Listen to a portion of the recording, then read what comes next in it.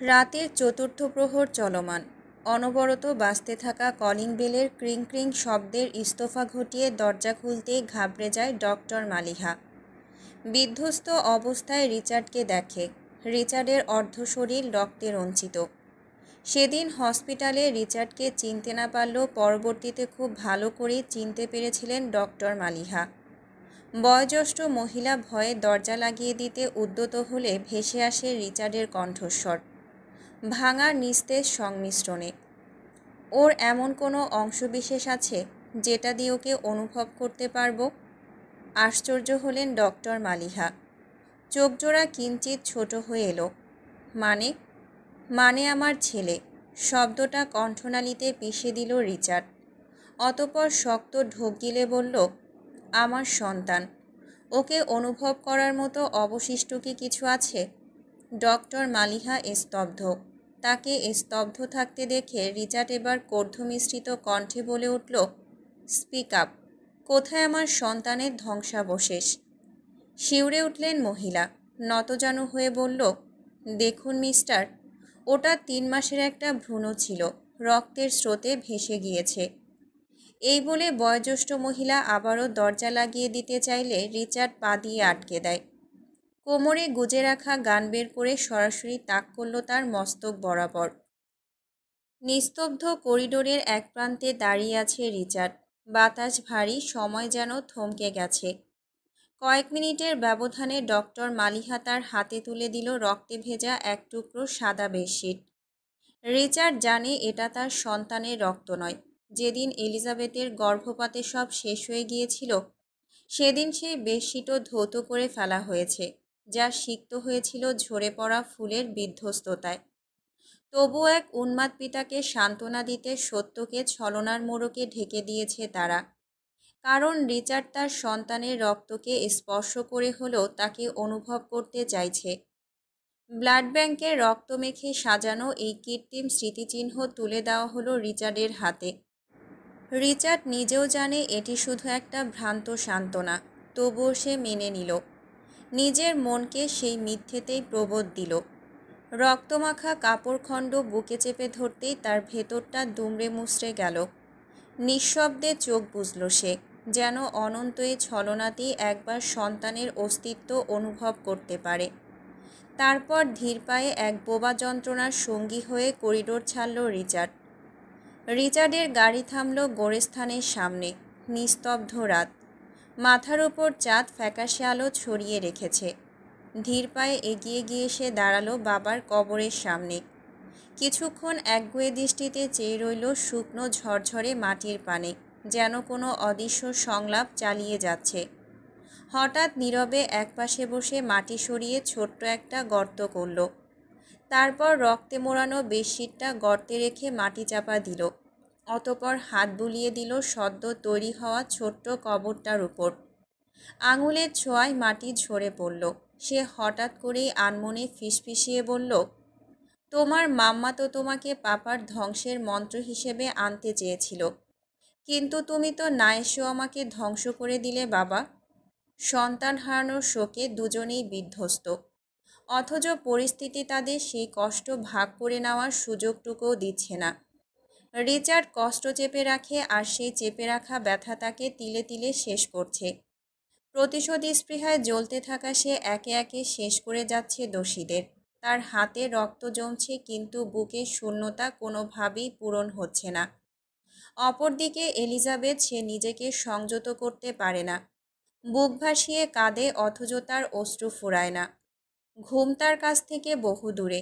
Richard বেরিয়ে যেতেই হাউমাউ করে কান্নায় ভেঙে পড়ে। সন্তানহারা মায়ের বুকে দগদগে শূন্যতার ক্ষত আরও গভীর হয়ে যায় রাত্রির গভীরতার সাথে। সূর্যের সোনালি আলো ছড়িয়ে পড়েছে ধরিত্রীর বুকে। রিচার্ড সকালে বেরিয়ে বেলা গড়াতেই ম্যানশনে ফিরল। দরজা ঠেলে ঘরে ঢুকতেই চোখে পড়ল এলিজাবেথ সবেমাত্র ফ্রেশ হয়ে বেরিয়েছে, অথচ চোখজোড়া লালচে ফুলে আছে। রিচার্ডের দিকে এক পলক তাকিয়ে এলিজাবেথ আবার চোখ ফিরিয়ে নিল। আয়নার সামনে দাঁড়িয়ে চুল সরাতে ব্যস্ত হয়ে পড়ল। রিচার্ড ঠিকই দেখল তার দৃষ্টি এড়িয়ে যাওয়ার চেষ্টা। মুখে নিঃসঙ্গ এক বাঁকা হাসি এঁকে হাতের ঘড়ি খুলতে খুলতে বিড়বিড় করল রিচার্ড, যাক বাবা, এখন তাকালেও বুঝি ফোসকা পড়ে। চোখ দিয়ে খাওয়া যায় না, খেতে হলে কাছে আসতে হয়, যেটা আমার বউ আপাতত দিচ্ছে না, আর কখনো দিবেও না। রিচার্ড মুহূর্তেই ঘুরে দাঁড়ালো। ওমা, এই মেয়েরা তো কান খাড়া হলো কবে, শুনে ফেললো নাকি? সে সামান্য অপ্রস্তুত ভঙ্গিতে গলা খাকারি দিয়ে বলল, না দিলে নেই, আমি কি লোভী নাকি? এক দুইবার ন্যাওড়া হয়ে পেছনে ঘুরব, তৃতীয়বার সোজা দরজা আটকে বেডে চেপে ধরব। সূক্ষ্ম বিদ্রূপে ভরপুর গলায় এলিজাবেথ দ্বিগুণ ঝাঁঝালো স্বরে বলল, একবার চেপে ধরেই দেখুন না, সোজা চাচার বাড়ি চলে যাব। রিচার্ড ঠোঁট বাঁকিয়ে কুটিল হাসল। যাওয়ার জন্য তাকে পা নিচে ফেলতে হবে। ট্রাস্ট মি রেড, আমি একবার চেপে ধরলে তুমি সহজে সোজা হতে পারবে না, বলছি কিন্তু পাস্ট এক্সপিরিয়েন্স থেকেই। এলিজাবেথ ভ্রু উঁচিয়ে তাকালো, ঠোঁটে একটুখানি বাঁকা হাসি ঝুলিয়ে বলল, ও তাই বুঝি, তাহলে চলুন না, সকাল সকাল একটু বিসমিল্লা করি। রিচার্ড কুণ্ঠিত চোখে চাইল, তবে মুখে ধরা দিল না বিস্ময়। সকাল সকাল বিসমিল্লা মানে? এলিজাবেথ ধীরে ধীরে এগিয়ে এলো, কণ্ঠে ছলনার মিষ্টি সুর। ওই যে, একটু কাছে এলাম, একটু আলাপ করলাম, একসাথে কিছু খেলাম, তারপর তারপর না হয় মুভ আসলে বিসমিল্লা করলাম। কি করলাম? ওটাই, যেটা করতে খুব ইচ্ছে করছে। কি ইচ্ছে করছে? এলিজাবেথ এবার আরেক ধাপ এগিয়ে এলো, স্বর আরও মোলায়েম করল, আরও রহস্যময়। যেটার জন্য মন ছটফট করছে। রিচার্ড ঠোঁট ভেজালো, গলা শুকিয়ে এলো যে। কিসের জন্য ছটফট করছে? এলিজাবেথ একদম সামনে এসে দাঁড়ালো, শ্বাস প্রায় মিশে গেল রিচার্ডের সাথে। হিসিয়ে বলল, অনেক বেশি ইচ্ছে করছে, বিশ্বাস করুন, আমি আর একটুও পারছি না। রিচার্ড শুকনো ঢোক গিলল, তার ঠোঁট শুকোতে শুরু করেছে ইতিমধ্যে। গাঢ় কণ্ঠে শব্দ তুলল, আমি শুরু করব নাকি তুমি? এলিজাবেথ চোখ নামিয়ে এক মায়াবী হাসি দিল, তারপর পুরুষালী রুক্ষ চিবুকে আঙুল ছুঁয়ে ফিসফিস করল, আজকে না হয় আমিই করলাম। ট্রাস্ট মি মিস্টার রিচার্ড, এত সুখ দেব কোনো দিন ভুলতেও পারবেন না। বলেই এলিজাবেথ হাঁটু গেড়ে দিল রিচার্ডের চাঁদে। মুহূর্তেই কুকড়িয়ে গেল শক্ত গোছের রিচার্ড, ব্যথায় চোখ মুখ খিচে ওঠে, তবু শরীর টলে না। এলিজাবেথ রাগে ফুঁসতে ফুঁসতে দূরে সরে গিয়ে ক্ষুব্ধ স্বরে বলল, দ্বিতীয়বার আমার কাছে আসার কথা কল্পনা করলে আমার হাঁটু আরেক ধাপ উপরে উঠবে বলে দিলাম। রিচার্ড ঠোঁট কামড়ে যন্ত্রণার ঢেউ সামলে নিল, তারপর শান্ত গলায় বলল, এখন চোখের দিকে চেয়ে কথা বলছো তাই না? ট্রাস্ট মি রেড, তোমাকে নিয়ে আমি যা কল্পনা করি সেসব জানতে পারলে লজ্জায় তুমি কখনো আমার সামনেই আসতে পারতে না। এলিজাবেথ থতমত খেয়ে গেল, যেন গ্যাসবিহীন বেলুন মুহূর্তেই নিস্তেজ হয়ে গেল তার রাগে। রিচার্ডের ঠোঁটে এক ধরনের বাঁকা হাসি ফুটে উঠেছে। তার নজর এবার গেল এলিজাবেথের ব্লাউজের দিকে, একটু বেশি ফিট, যার জন্য এলিজাবেথ বারবার আঁচল ঠিক করছে, পিঠ ঢাকার চেষ্টা করছে। রিচার্ড নাক কুঁচকাল, স্বামীর সামনে এত লজ্জা কিসের? মেয়েদের কাজ তো স্বামীর পকেট মারা আর হক মারা। সে হাতঘড়ি খুলে এলিজাবেথের সামনে গিয়ে দাঁড়ালো। কি হয়েছে? এলিজাবেথ নড়ে চড়ে উঠল, আঁচল শক্ত করে ধরে বলল, চোখের দৃষ্টি সংযত করুন, আমার অস্বস্তি হচ্ছে। রিচার্ড ঠোঁট বাঁকিয়ে হাসল, কেন? ব্লাউজটা একটু বেশি ফিট। কেন? আগের সাইজেরই তো এনেছিলাম। এইটুকু বলেই থামল রিচার্ড। এলিজাবেথের মুখ লজ্জার আভায় ঢেকে গেছে, চুপচাপ দাঁড়িয়ে আছে, চোখ নামিয়ে রেখেছে। রিচার্ড মেয়েটাকে নীরবে কিছুক্ষণ দেখল, স্নিগ্ধ মায়াবী অথচ ভয়ানক অবাধ্য এই মেয়েটা। শান্ত স্বভাবের হলেও ঠোঁট কাটার রিচার্ড কায়নাতের মজার ইচ্ছেটা সকাল সকাল জেগে উঠল। সে তার অবাধ্য নারীকে আরেকটু হেনস্থা করতে ভ্রু নাচিয়ে রাশভারী গলায় বলল, আমার রাশি খুবই ভালো, বুঝলে রেড, যেটা ছুঁই সেটাই বৃদ্ধি লাভ করে। কানে সরুপদ বেয়ে গলিত লাভার মতো কথা গড়িয়ে পড়ল, শিরায় শিরায় ছড়িয়ে গেল তপ্ত শিহরণ। এলিজাবেথ শিউরে উঠে লজ্জায় চোখ নামিয়ে নিল সাথে সাথে। রিচার্ডের ঠোঁটে এক চতুর হাসি, তবুও সে সংযত ভঙ্গিতে ওয়াশরুমের দিকে পা বাড়ালো। পেছন থেকে এলিজাবেথের স্বর ভেসে এলো, নরম শীতল আগুনের মতো। সেই ছোঁয়া পুরো কায়াতে মেখে দিন না, আপনাতে যে বিলীন হওয়ার স্বাদ জাগছে সাহেব। পদক্ষেপ থমকে গেল রিচার্ডের। ধীরে ধীরে ঘুরে তাকালো রিচার্ড। এলিজাবেথের চোখের দিকে চোখ পড়তেই হাত থেকে শার্ট খসে পড়ল মেঝেতে। তার ইস্পাতের মতো কঠোর নিয়ন্ত্রণে যেন এক লহমায় চির ধরল। এলিজাবেথ আলগোছে কাঁধ থেকে আঁচল ফেলে দিল। উন্মুক্ত লালচে ত্বকে চোখ পড়তেই রিচার্ড অনুভব করল এক দুর্নিবার টান তাকে গিলে খাচ্ছে। তার কণ্ঠস্বর গভীর খাদে নেমে গেল, শব্দেরা ভারী হয়ে এলো। সত্যি তুমি চাচ্ছ? এলিজাবেথ কোনো শব্দ করল না, শুধু নিঃশব্দে মাথা নাড়ল। রিচার্ডের গলা শুকিয়ে আসে পুরোপুরি। আরও একবার ঢোক গিলল সে। অতঃপর দৃঢ় পদক্ষেপে এগিয়ে গেল এলিজাবেথের দিকে, একটিমাত্র স্পর্শে মিলনের সীমানা মুছে দিতে। তাহলে চলো, আজ বিড়ালটা মারাই যাক ফাকিং ডার্করেড। সে এক ধাপে এগোতেই এলিজাবেথ বিদ্যুৎ গতিতে ছিটকে দূরে সরে গেল। চোখ কুঁচকে বলল, ছি, এত বড় গ্যাংস্টার হয়ে সামান্য বিড়াল মারার কথা বলছেন? আমি তো আরও অধীর আগ্রহে বসে আছি বাক্কাবু করার জন্য। আহ ধুর, মুডটাই নষ্ট হয়ে গেল। সরুন তো, মুড এলে পরবর্তীতে কর্তৃপক্ষের তরফ থেকে জানিয়ে দেওয়া হবে। ধন্যবাদ, এখন আসতে পারেন। রিচার্ড বিস্ময়ে এক দফা দুই দফা তাকিয়ে থাকল। এই মেয়ে ইচ্ছেকৃতভাবেই তাকে হেনস্থা করছে বুঝতে অসুবিধা হলো না। মাথায় হাত চলে গেল তার। বউ গবেষণার গভীর চিন্তায় ডুবে গেল। এটা কার বউ? আমার বউ তো এমন ছিল না। রাতারাতি এত বড় পরিবর্তন কিভাবে? এটা কি আসলেই আমার বউ, নাকি অন্য কারোর বউ তুলে নিয়ে এলাম? ভরণ পোষণ দিতে না পারলে তুলে নিয়ে এসেছেন কেন? ফাজলামো হচ্ছে? কিছু দিতে না পারলে বলেন, এখনই বাপের বাড়ি চলে যাচ্ছি। রিচার্ড বিস্মিত চোখে চাইল। মানে?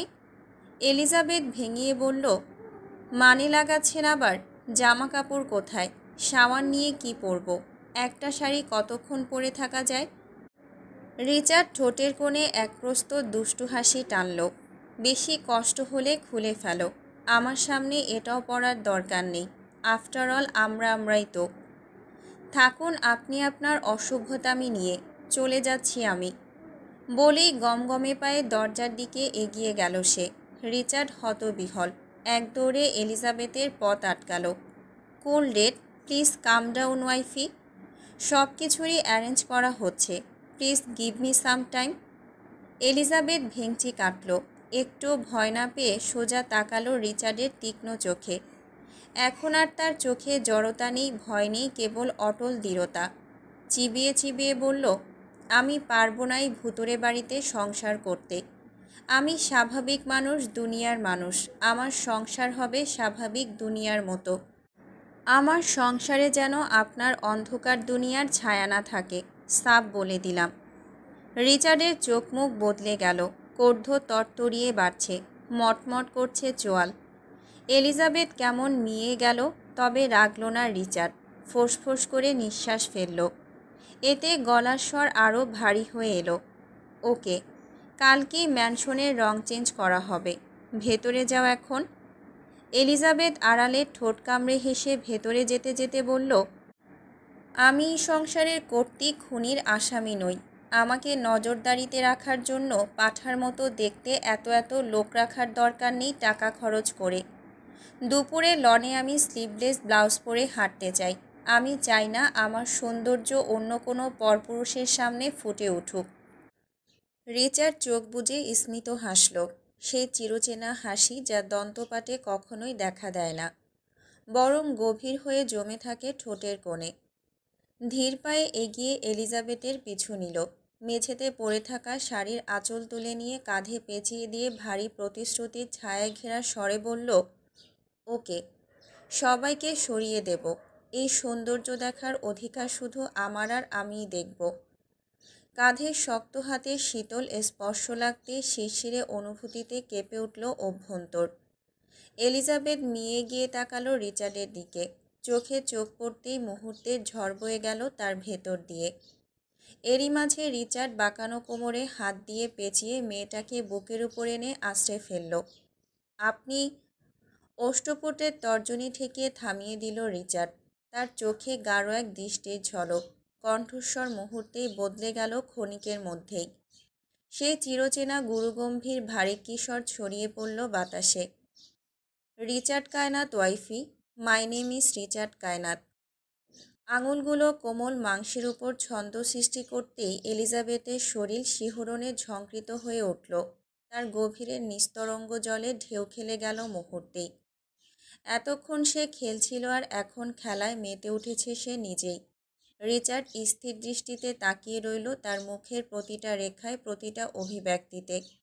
সে শুনতে পেল এলিজাবেথের কণ্ঠ ভারী হয়ে উঠছে, তবুও উচ্চারণে স্পষ্ট এক কঠোরতা। শর্তের কথা ভুলে যাবেন না। রিচার্ড নিস্তরঙ্গ স্বরে অথচ ভেতরে চাপা এক আগুন নিয়ে বলল, 3 মাসের দীর্ঘ অপেক্ষা, প্রতিটা ছলচাতুরি ভেদ করে তোমাকে কাছে টানলাম, পরপুরুষের স্পর্শ থেকে সরিয়ে আনলাম, অবশেষে দ্বিতীয়বার বিয়ে করে ঘরে তুললাম। তারপরও শর্ত, ছোঁয়া যাবে না। ফাক রেড। আমি শুধু ছোঁব না, তোমার গভীরে প্রবেশ করব, ঠিক যেমন তোমার হৃদয়ে প্রবেশ করেছিলাম। এলিজাবেথের ঠোঁট নড়ে, কিন্তু শব্দ বের হতে পারে না। গলায় জমাট বেঁধে থাকা আবেগ তাকে অবশ করে ফেলেছে। তার গঠন ক্ষীণ কাঁপনে কেঁপে উঠছে বারবার, যেন রিচার্ডের প্রতিটা বাক্য শরীরেও সাড়া দিচ্ছে। রিচার্ড আরেকটু ঝুঁকে এলো। তার উষ্ণ ভারী নিঃশ্বাস এলিজাবেথের ত্বকে ছাপ ফেলে গেল। রক্তিম হয়ে ওঠা কানের লতিতে সে মৃদু কামড় বসিয়ে হাসকি টোনে বলল, সময় দিচ্ছি, ছেড়ে দিচ্ছি না। আমাকে এত সহজ ভেবে ভুল করবেন না ম্যাডাম। রিচার্ড নিজে থেকেই সরে এলো। এলিজাবেথ হাঁপ ছেড়ে বাঁচল। এতক্ষণ ঘন নিঃশ্বাসের মধ্যে চারপাশে অদ্ভুত এক মৌনতা বিরাজ করছিল, যেন সময়টুকু স্থির হয়ে গিয়েছিল তাদের একান্ত মুহূর্তের সঙ্গী হিসেবে।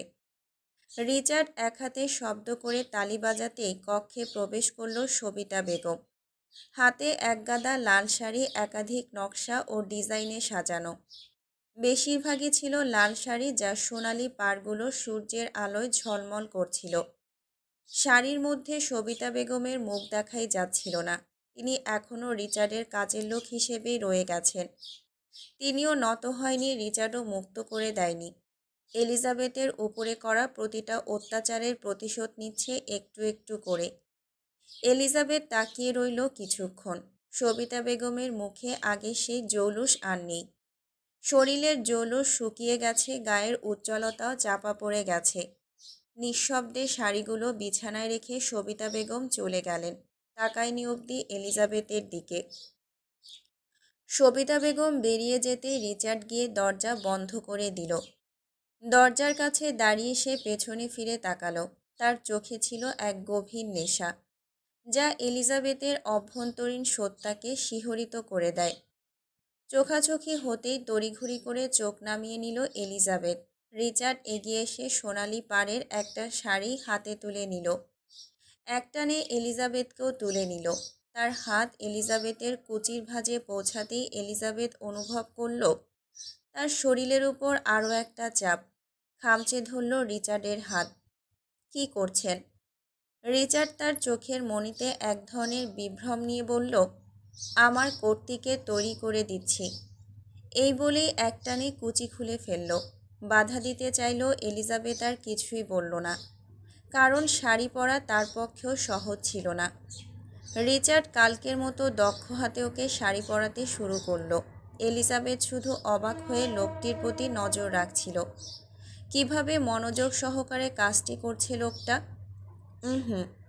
এভাবে তাকিয়ে মনোযোগ কেড়ে নিও না, আমি কন্ট্রোল হারালে কিন্তু সর্বনাশ হয়ে যাবে। এলিজাবেথ বিস্ময়ে হতভম্ব। দৃষ্টি সরিয়ে নিয়ে বলল, আপনি শাড়ি পরানো শিখলেন কিভাবে? রিচার্ড তার কুচি ঠিক করতে করতে বলল, শখ থেকে। হ্যাঁ, লোকটা শখ করেই শিখেছিল যাতে প্রতিদিন তার বউকে নিজের হাতে শাড়ি পরিয়ে দিতে পারে। কিন্তু এখানে সব শাড়ি কেন, আর লালি কেন? রিচার্ড কুচি গুজে দিয়ে উঠে দাঁড়িয়ে এলিজাবেথের কপালে একটা মৃদু চুম্বন দিয়ে বলল, আমাদের বেড়ে ওঠা রাশিয়া ইতালিতে হলেও প্রকৃতপক্ষে আমরা বাঙালি, আর আমি চাই আমার বউ সবসময় বাঙালি সাজেই থাকুক। বাঙালি বউদের ক্ষেত্রে লাল শাড়ির আধিক্য কিছুই নেই। এই লাল টুকটুকে সাজে আমি প্রতিদিন দেখতে চাই আমার এলিজানকে। বলেই রিচার্ড ওকে কাঁধে তুলে নিল। পাড়ি জমালেন এক ভয়ঙ্কর গন্তব্যের দিকে, যেখানে অপেক্ষা করছিল এক নতুন অধ্যায়। রিচার্ড সোজা লনে গিয়ে এলিজাবেথকে কাঁধ থেকে নামালো। তার চোখে তখনও রাতের উন্মত্ততা, শরীরে আগ্রাসনের ছাপ। রিচার্ডকে হিংস্র প্রাণীর মতো এগিয়ে আসতে দেখা মাত্রই গার্ডরা উল্টো দিক ঘুরে টান টান হয়ে দাঁড়ায়, যেন কিছুই দেখছে না। এলিজাবেথ সামনের দিকে তাকালে মুহূর্তেই শিউরে ওঠে। কয়েকজনকে হাঁটু গেড়ে বসিয়ে রাখা হয়েছে পিঠমোড়া বান দিয়ে। সকলের শরীর ক্ষতবিক্ষত। ছিন্ন মাংসের ফাঁক দিয়ে গাঢ় লাল রক্ত ধীরে ধীরে গড়িয়ে পড়ছে মাটিতে, মুখের ভেতর পর্যন্ত থেতলে গেছে। বোঝাই যায় পাশবিক নির্যাতনের মাত্রা কতটা ভয়াবহ ছিল। এলিজাবেথের চোখ জ্বলজ্বল করে উঠল। তাহলে কি রিচার্ড এই ধ্বংসযজ্ঞের কারণ? কাল রাতেই শরীরগুলোই কি তার উন্মত্ততার শিকার হয়েছিল? ওর শিরদাঁড়া বেয়ে ঠান্ডা স্রোত নেমে এলো। ভয় কাতুরে চোখ ডান পাশে যেতেই দ্বিতীয় দফায় তার গায়ের রক্ত জল হয়ে গেল। পিছু হটতে গিয়েও থমকে দাঁড়ালো। তার সামনে চেয়ারে বাঁধা আছে এক নরখাদকের মুখাব্যয়। রক্তমাখা বিকৃত এক হাসি যেন এখনও তার ঠোঁটের কোণে জমাট বেঁধে আছে। আসলাম, তার সন্তানের হত্যাকারী। এক মুহূর্তের জন্য এলিজাবেথের সমস্ত অনুভূতি স্তব্ধ হয়ে গেল। সমস্ত শরীরে রন্ধ্রে রন্ধ্রে বয়ে গেল তপ্ত লেলিহান শিখা। চোখের সামনে স্পষ্ট ভেসে উঠল সেই নিষ্ঠুর মুহূর্ত, কতটা বীভৎস কষ্ট দিয়ে তার অনাগত শিশুকে হত্যা করা হয়েছিল। রাগ নয়, ঘৃণা নয়, সন্তান হারানো মায়ের ভেতর তখন ফুঁসে উঠেছে এক বিধ্বংসী প্রতিশোধের আগুন। রিচার্ড একটা রিভলভার তুলেই ধরল এলিজাবেথের চোখের সামনে। তবে এলিজাবেথের দৃষ্টি একটুও সরল না। তার ঘৃণার আগুন শুধু আসলামের দিকে বিধ্বংসী শিখার মতো জ্বলছিল। আসলামের পা একটা অ্যাসিডের পাত্রে ডুবিয়ে রাখা হয়েছে। হাঁটুর নিচ থেকে মাংস সব গলে পড়ে গেছে ইতিমধ্যে। শুধু হাড়গুলো অ্যাসিডের উপর ভাসছে। আসলামের শরীরের কোথাও আস্ত চামড়া নেই। নাক, চোখ, মুখ সব ছিন্ন ভিন্ন। শুধু নিঃশ্বাস নিচ্ছে আর মৃত্যুর আগের দীর্ঘতম শাস্তি ভোগ করছে। এমন বর্বর দৃশ্য দেখেও এলিজাবেথের মনে আজ কোনো ভয় নেই, নেই একটুও করুণা। হঠাৎ রিচার্ডের কণ্ঠে তীক্ষ্ণ নির্দেশ ঝরে পড়ল, নিজের সন্তানের প্রতিশোধ নাও রেড। এলিজাবেথ নির্বাক হয়ে দাঁড়িয়ে আছে। তার চোখে শুধু দাবানল দাউ দাউ করে জ্বলছে। ন্যাসো আর লুকাস একপাশে দাঁড়িয়ে আছে নিঃশব্দে। দুজনের চোখ লালচে ঘুম জড়ানো। কাল রাতভর রিচার্ডের বর্বরতার সাক্ষী থেকেছে তারাও।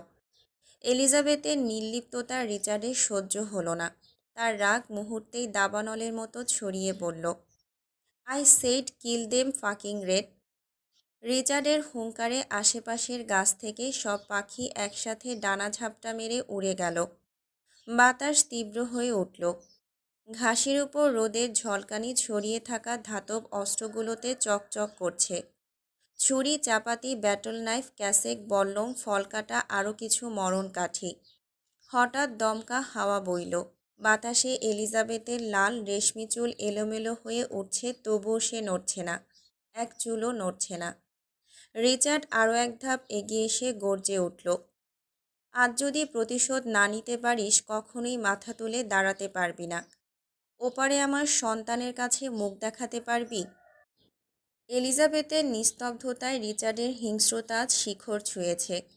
সেই অভিশপ্ত সুর বাজিয়ে সে হাতে থাকা গান দিয়ে একে একে হত্যা করতে থাকে বাধাগারদের, যারা সেদিন আসলামের সহকর্মী ছিল।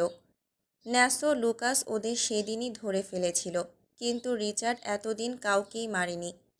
প্রতিশোধের জন্য অপেক্ষা করছিল, চেয়েছিল এলিজাবেথের হাত দিয়ে ওদের মৃত্যুর স্বাদ দিতে। কিন্তু আজ আর ধৈর্য নেই। একটা একটা করে নিথর দেহ লুটিয়ে পড়ছে সবুজ ঘাসে। তাজা রক্তে সিক্ত হচ্ছে সবুজ কলি। কেউ আর্তনাদ করার সুযোগও পাচ্ছে না। শুধু গুলির ধারালো শব্দ বাতাস কাঁপিয়ে তোলে। রিচার্ডের মুখে অসংযত গালিগালাজ আর গলায় উন্মত্ততার ঝাঁজ। একে একে সে সবাইকে পায়ের নিচে পিষে ধরে গুলি করছে বুক, কপাল, গলা, যেখানে ইচ্ছা সেখানে। গোলাগুলির শব্দে ইব্রাত ছুটে আসে ট্যারেসে। নিচের ভয়ঙ্কর দৃশ্য দেখে সে আতঙ্কে চিৎকার করে ওঠে। মেয়েলির চিৎকার শুনে সেদিকে তাকিয়ে কাঁপতে থাকা ইব্রাতকে দেখে ন্যাসো দ্রুত ছুটে যায় ভেতরের দিকে। এদিকে আসলামের এতক্ষণে অজ্ঞান অবস্থা থেকে ফিরেছে। চাক্ষুষ এই দৃশ্য দেখে আতঙ্কে তার শরীর কাঁপছে। প্যান্ট ভিজে গেছে, তবুও শব্দ করতে পারছে না, কারণ রিচার্ড আগেই তার জিহ্বা কেটে নিয়েছে। তার সমস্ত আর্তনাদ চিরতরে রুদ্ধ করে দিয়েছে। ভয়ঙ্কর নৃশংসতা আর রক্তঝরা কর্ধের মাঝেই ছটফট করতে হয়েছে তাকে বিগত 15 দিন যাবৎ।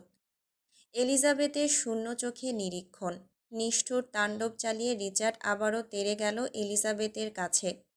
ওর কাঁধ ঝাঁকিয়ে ক্ষুব্ধ স্বরে বলল, মায়েদের হাতে সবসময় শুধু কোমলতাই মানায় না। সেই কোমল হাতে কখনো কখনো সন্তানের জন্য অস্ত্র তুলতে হয়, যখন ভালোবাসার চেয়ে প্রতিশোধের ওজন ভারী হয়ে ওঠে।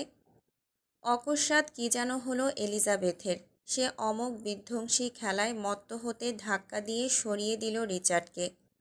ঘূর্ণিঝড় জলোচ্ছ্বাসের গতিতে ছুটে গিয়ে নিচ থেকে তুলে নিল এক ফলকাটা। অতঃপর নির্ভুল নিশানায় নির্ভীকে চালিয়ে দিল ফলকাটা আসলামের গলা বরাবর। ঘাট থেকে মুন্ডু ছিটকে গিয়ে পড়ল সবুজ ঘাসে। এতেই থেমে থাকল না সে। জল্লাদীয় আক্রমণ হতে থাকে একের পর এক। রক্তের তপ্ত তরঙ্গ এসে ছিটকে পড়ে ওর মুখাব্বয়ে। এলিজাবেথ কোপ বসালো আসলামের হাতের কবজা বরাবর। নিথর প্রাণহীন হিমশীতল শরীরটা লুটিয়ে পড়ল মাটিতে তৎক্ষণাৎ। বজ্রমুষ্টি করে রাখা ফলকাটা স্থিতিশীল গতিতে চলতে থাকে। ফিনকি দিয়ে ছিটকে আসা রক্তে রঞ্চিত হলো লাল শাড়ি দ্বিতীয় দফায়। মাংস ছিঁড়ে যাওয়ার করুণ শব্দ আর হাড় ভাঙার শব্দের মাঝে এলিজাবেথ শুনতে পায় সেদিনের আর্তনাদ। কিভাবে সে চেয়েছিল তার সন্তানের জীবন ভিক্ষা। পশুগুলো সেদিন ছাড় দেয়নি তাকে, আজকে সেও ছাড় দেবে না। হাতে তুলে নিয়েছে অস্ত্র, ছিন্ন ভিন্ন করে দিয়েছে অস্তিত্ব। রিচার্ডের চিবুক নিরেট ঠান্ডা, চোখে নিঃশব্দ শীতলতা, অথচ বিপরীত পাশে দাঁড়িয়ে লুকাসের দৃষ্টিতে বিস্ময়ের ঝড়। তাদের সামনে এলিজাবেথ বন্য জন্তুর মতো ক্ষতবিক্ষত দেহে কোপ বসাচ্ছে, সাথে এক অদ্ভুত গর্জনে কাঁপিয়ে দিচ্ছে বাতাস। সম্পূর্ণ শরীর রক্তে ভেজা। চারপাশে ছড়িয়ে থাকা মাংসের টুকরো, হাড়গোড়, সবুজ ঘাসের ওপর যেন এক ভয়াবহ চিত্রকল্প। ফলকাটা চালাতে চালাতে একসময় শরীর দমে এলো ওর। এলিজাবেথের চোখে ঝাপসা অন্ধকার নেমে আসার আগে রিচার্ড এগিয়ে গিয়ে তাকে ধরে ফেলল। পাজা কোলে তুলে নিল, তারপর নিঃশব্দে নিজের গাল ও রক্তাক্ত মুখের সাথে চেপে ধরল। এভাবেই রক্তের উষ্ণতা শুষে নিল। লুকাস ধীর পায়ে এগিয়ে এলো, তার চোখে হতাশা। বস, আর কত?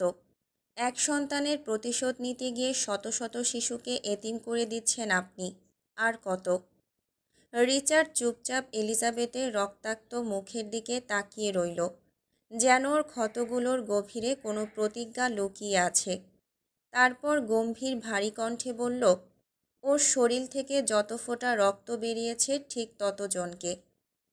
গাঢ় অন্ধকারে ঢেকে থাকা জঙ্গলের সামনে এসে থামল তাকবীরের গাড়ি। ইঞ্জিন বন্ধ হতেই চারপাশ আরও নিস্তব্ধ হয়ে গেল। দরজা খুলে নেমে এলো তাকবীর। নিঃশব্দে পা ফেলল গভীর জঙ্গলের দিকে। পেছনে রেয়ান ছায়ার মতো অনুসরণ করল তাকে। অন্ধকারে পথ করে একটু এগিয়ে যেতেই রেয়ান থামল। দ্রুত ঝোপঝাড় সরাতেই বেরিয়ে এলো ধাতব এক ঢাকনা। ঢাকনা সরানো মাত্রই নিচ থেকে উঠে এলো থমকে থাকা বাতাস। মাটির নিচে লুকিয়ে থাকা এক রহস্যময় পথে নিঃশ্বাস যেন। তাকবীর আর রেয়ান ধীর পায়ে সিঁড়ি বেয়ে নামল সেই গুপ্ত পথের গভীরে। দেয়ালের স্যাঁতসেঁতে গন্ধ আর দুর্বল আলোয় ছায়াগুলো কাঁপছিল। যেন এই পথের সাথেই জেগে আছে কিছু অজানা আতঙ্ক। দীর্ঘ পথ পেরিয়ে তারা এসে পৌঁছালো বিটিআর ক্যাসিনোর বেসমেন্টে। রেয়ান থমকে দাঁড়ালো, নজর বোলালো চারপাশে। সে ভেতরে গেল না, বাইরেই দাঁড়িয়ে থাকলো। উপরতলায় কঠোর নিরাপত্তার বিপরীতে এখানে নিস্তব্ধতা। তাকবীর এক মুহূর্ত দেরি করল না, লোহার দরজাটা ঠেলে ঢুকে গেল ভেতরে। তার বুকের ব্যান্ডেজে এখনো রক্তের ছোপ লেগে আছে। দরজা খোলার শব্দ হতেই ভেতর থেকে এক করুণ আর্তনাদ ভেসে এলো। তাকবীর স্বতঃস্ফূর্ত কদমে ভেতরে ঢুকল। বিশাল নির্জন কক্ষের এক কোণে একটা মেয়ে দেয়ালের সঙ্গে মিশে আছে কাচুমাচু হয়ে। শরীর ঢাকার ব্যর্থ চেষ্টা তার দুই হাতে। ফোলা পেটের উপরে আঁকড়ে ধরা ভয়ার্ত আঙুল। চোখে মুখে নিখাত আতঙ্ক। শরীর থেকে ভেসে আসছে দূষিত গন্ধ। তাকবীর নাক সিটকিয়ে চারপাশে দৃষ্টি বলিয়ে নিল। ঘরটায় আসবাব বলতে একটা মাত্র পুরনো চেয়ার, মলিন কম্বল, একটা নোংরা বালিশ, এক কোণে কমোড আর মরচে ধরা ঝর্ণা। পায়ের কাছে পড়ে আছে পচা খাবারের টুকরো। মেয়েটা অনবরত থরথর করে কাঁপছে। চেয়ারে বসে তাকবীর গম্ভীর কণ্ঠে বলল, 3 মাস আসেনি, এতেই এই অবস্থা? মেয়েটা থরথরিয়ে উঠল, আরও গা ঘেঁষে নিল দেয়ালটাকে। কাপা কণ্ঠে অনুনয়ের সুরে বলল, একদম কাছে আসবেন না। তাকবীর বাঁকা হাসল। তার চেহারায় আজ কোনো স্নিগ্ধতা নেই, বরং এক নির্মম শীতল অন্ধকার। কুল, আসবো না। মেয়েটার দেহে যেন প্রাণ ফিরে পেল। হাঁপাতে হাঁপাতে 9 মাসের ভারী পেটের উপর হাত রাখল। তার দৃষ্টিতে ঘৃণার আগুন, কণ্ঠে বিরাজ করছিল তীব্র তাচ্ছিল্য। আপনি মরেননি? তাকবীর ভ্রু তুলল, ঠোঁটের কোণে হাসির রেখা। দোয়া করেছিলে নাকি? মেয়েটির নাম নাতাশা। নাতাশা বিষাক্ত দৃষ্টিতে তাকিয়ে বলল, সেই দোয়া কবুল হলে 8 মাস আগেই আপনার অস্তিত্ব নিঃশেষ হয়ে যেত। একটু থেমে গভীর বিষাদ মিশিয়ে আবারও বলল, হাসরের ময়দানে আল্লাহর কাছে তোদের জন্য আমি জাহান্নাম চাইব। আমার জীবনটাকে তুই নরক বানিয়ে দিয়েছিস। তাকবীর নির্লিপ্তভাবে ঘাড় ঘুরিয়ে বলল, মেয়ে মানুষের মুখে এত বড় বড় কথা একদম মানায় না। জানোয়ার, শুয়োরের বাচ্চা, ছেড়ে দে আমাকে। তাকবীর পায়ের কাছে পড়ে থাকা পচা খাবারের দিকে তাকিয়ে বলল, খাওয়া দাওয়া ঠিকমতো করছো না কেন? বাচ্চাটাকে কিন্তু আমার লাগবেই। নাতাশা আঁতকে উঠল, বুকের ভেতর ধক করে উঠল তার। সে তড়িঘড়ি করে পেট 2 হাতে আঁকড়ে ধরল। কাপা কণ্ঠে অনুনয় করতে থাকে, না না, আমি আমার বাচ্চাকে দেব না। এই সন্তানের উপর আপনার কোনো অধিকার নেই। ও শুধু আমার। এই বাচ্চা আমার, তবে একে আমার কোনো প্রয়োজন, তবে নিজের জন্য না। আমার খেলার গুটি হিসেবে লাগবেই বাচ্চাটা। আমার এলোকেশির জন্য এই বাচ্চাটা লাগবেই লাগবে। মানে? তাকবীর ঝুঁকে ওর গাল ছুঁয়ে দিল তর্জনী দিয়ে। ফিসফিস করে বলল, মানে এই বাচ্চা আমার আর আমার এলোকেশির হবে। ঘৃণায় শিউরে উঠল নাতাশার গা। ছিটকে সরিয়ে দিল তাকবীরের হাত। রুষ্ট কণ্ঠে চিবিয়ে চিবিয়ে বলল, যাকে এত ভালোবাসেন তাকে ঠকাতে বুঝি কষ্ট হয় না? তাকবীর স্মিত হেসে সোজা হয়ে বসল। হুম, কষ্ট হয় অন্য কারো সঙ্গে তাকে কল্পনা করতে। নাতাশার চোখে তখন ঘৃণার দাবানল। কাপা ঠোঁটে বিষ মাখিয়ে বলল, জানেন, মাঝে মধ্যে সেই মেয়েটাকে খুব ভাগ্যবতী মনে হতো। খুব শখ ছিল মরার আগে একবারের জন্য হলেও তাকে দেখতে। যখন আপনার মুখ থেকে তার নাম ঝরা বৃষ্টির মতো ঝরত, ভাবতাম জানোয়াররা বুঝি এত ভালোবাসতে পারে। কিন্তু এখন মনে হচ্ছে সেই মেয়ে পৃথিবীর সবচেয়ে বড় হতভাগী, যে আপনাকে বিশ্বাস করেছে। তাকবীর বিস্ফোরিত হলো মুহূর্তেই। বিদ্যুৎ বেগে উঠে দাঁড়িয়ে লাথি মেরে চূর্ণ করে দিল চেয়ারটা। ছুটে গিয়ে নাতাশার চুল মুঠো করে ধরল। প্রচণ্ড আক্রোশে চিৎকার করে উঠল, চুপ, একদম চুপ। তোর মতো মেয়ের মুখে আমার এলোকেশির নাম মানায় না। সে পবিত্র, সে নিষ্পাপ ফুল, আমার ফুল। ধরিত্রীর সবচেয়ে সুন্দরী রমণী আমার এলোকেশী, আমার বেঁচে থাকার উৎস। নাতাশা তবুও দমে যায় না। তাকবীরের ক্ষিপ্ত কৃষ্ণগহ্বরে একদলা থুতু ছুঁড়ে দিয়ে ফুঁসতে ফুঁসতে বলল, তোর পাপ তোকে গিলে খাবে। সত্য কখনো ধামাচাপা দেওয়া যায় না। উপরে একজন আছে, সে সব দেখছে। তুই আর তোর বাপ মিলে আমার সঙ্গে যা করেছিস সেই পাপ খোদা কখনোই মাফ করবে না। পাপ যেমন তোর বাপকে গিলে খেয়েছে, ঠিক সেভাবেই তোকেও খাবে। পাপ বাপকেও ছাড়ে না। সব থেকে ভয়ঙ্কর মৃত্যু হবে তোর। তোরা কেউ বাঁচবি না। তাকবীরের চোখ মুহূর্তেই অগ্নিস্ফুলিঙ্গ ছড়ালো। সে হিতাহিত জ্ঞান হারিয়ে নাতাশার গালে থাপ্পড় বসাতে লাগলো। একের পর এক আঘাত নেমে এলো অনবরত। এই তাকবীরই যে তার এলোকেশির গায়ে কখনো শক্ত হাতে ছোঁয়নি। যদি ব্যথা লাগে মেয়েটার, সেই তাকবীরের আজ এক ভয়ঙ্কর রূপ। ক্রোধে উন্মত্ত হয়ে সে দেয়ালে ঠুকতে লাগলো নাতাশার মাথা। মেয়েলি কণ্ঠের ব্যথা মিশ্রিত হৃদয় বিদারক চিৎকারে কেঁপে উঠল স্যাঁতসেঁতে বেসমেন্টের দেয়াল। তবুও তাকবীরের আক্রোশ থামল না। নিঃশ্বাসের তীব্র ধ্বনি ছড়িয়ে তাকবীর এক পা পিছিয়ে এলো। তারপর দাঁড়িয়ে সজোরে লাথি বসালো নাতাশার ফোলা পেটে। বিকট এক চিৎকার। বাইরে দাঁড়িয়ে থাকা রেয়ানের শিরদাঁড়া বেয়ে নামল শীতল স্রোত। সেও চমকে উঠল সেই করুণ আর্তনাদে। তাকবীরকে ক্ষিপ্ত ভঙ্গিতে বেরিয়ে আসতে দেখে রেয়ানও পিছু নিল। ওর গর্জন মিশ্রিত কণ্ঠ আকাশে বিদ্যুতের মতো ঝলসে উঠল। ডেলিভারি ডেট আর কত দূর? এই মাসেই সম্ভবত। তাকবীরের ঠোঁটে এক অদ্ভুত হাসি ফুটে উঠল। চোখ দুটো নিষ্ঠুর এক প্রতিজ্ঞায় ঝলসে উঠল। সে এগিয়ে যেতে যেতে বলল, খুব শীঘ্রই আমার এলোকেশী আবারও আমার কাছে ফিরে আসবে। রেয়ান বিরক্ত স্বরে বলল, বস, ওই মেয়ের বিয়ে হয়ে গিয়েছে। তাকবীর থমকালো। চোখ সরু করে নিরুদ্বেগ স্বরে বলল, তো? রেয়ান গভীর শ্বাস নিয়ে শান্ত গলায় বলল, বোঝার চেষ্টা করুন বস। সে এবার নিজের ইচ্ছেতেই বিয়ে করেছে। একটা বাচ্চার জন্য সে কখনোই আপনার কাছে ফিরে আসবে না। ভালোবাসা সংসার ফেলে বাস্তবতায় বিরাজ করুন প্লিজ। তাকবীরের বুকের ভেতর ধপ করে উঠল। সে জানে এই নির্মম সত্য, কিন্তু মন কিছুতেই মেনে নিতে রাজি নয়। সেদিন এয়ারপোর্টে যখন রিচার্ড এলিজাবেথকে নিয়ে যাচ্ছিল, সে গার্ডদের ছাড়িয়ে পিছু ধাওয়া করতে গেলে বুলেট বিদ্ধ হয়েছিল তার বুকে। 2 দিন পর চেতনা ফিরতেই জানতে পারে সব শেষ। এলিজাবেথ চলে গেছে। সেই মুহূর্তেও তাকবীর ছুটে গিয়েছিল বাগান বাড়িতে, কিন্তু সেখানে কেউই ছিল না। এখনও রিচার্ডের নতুন ম্যানশনের খবর তার কানে পৌঁছায়নি। তবে সে লোক লাগিয়েছে। খুব শিগগিরই তার এলোকেশী ফিরে আসবে। তাকবীর ফাঁপা দৃষ্টিতে চাইল রেয়ানের দিকে। কণ্ঠে অবিশ্বাসের জাল ফিসফিস করে বলল, বিয়ে হয়ে গিয়েছে আমার এলোকেশীর। রেয়ান জানে তাকবীর মেজর ডিপ্রেসিভ ডিসঅর্ডার নামক ব্যাধির জন্য এমন অদ্ভুত আচরণ করছে। সে অনুনয়ের সুরে বলল, বস প্লিজ, নিজের জন্য বাঁচুন। এখনও সময় আছে, পালিয়ে যান। এখানে থাকলে আপনার ধ্বংস সুনিশ্চিত। এক পা করে ধ্বংসের দিকে এগিয়ে যাচ্ছেন আপনি।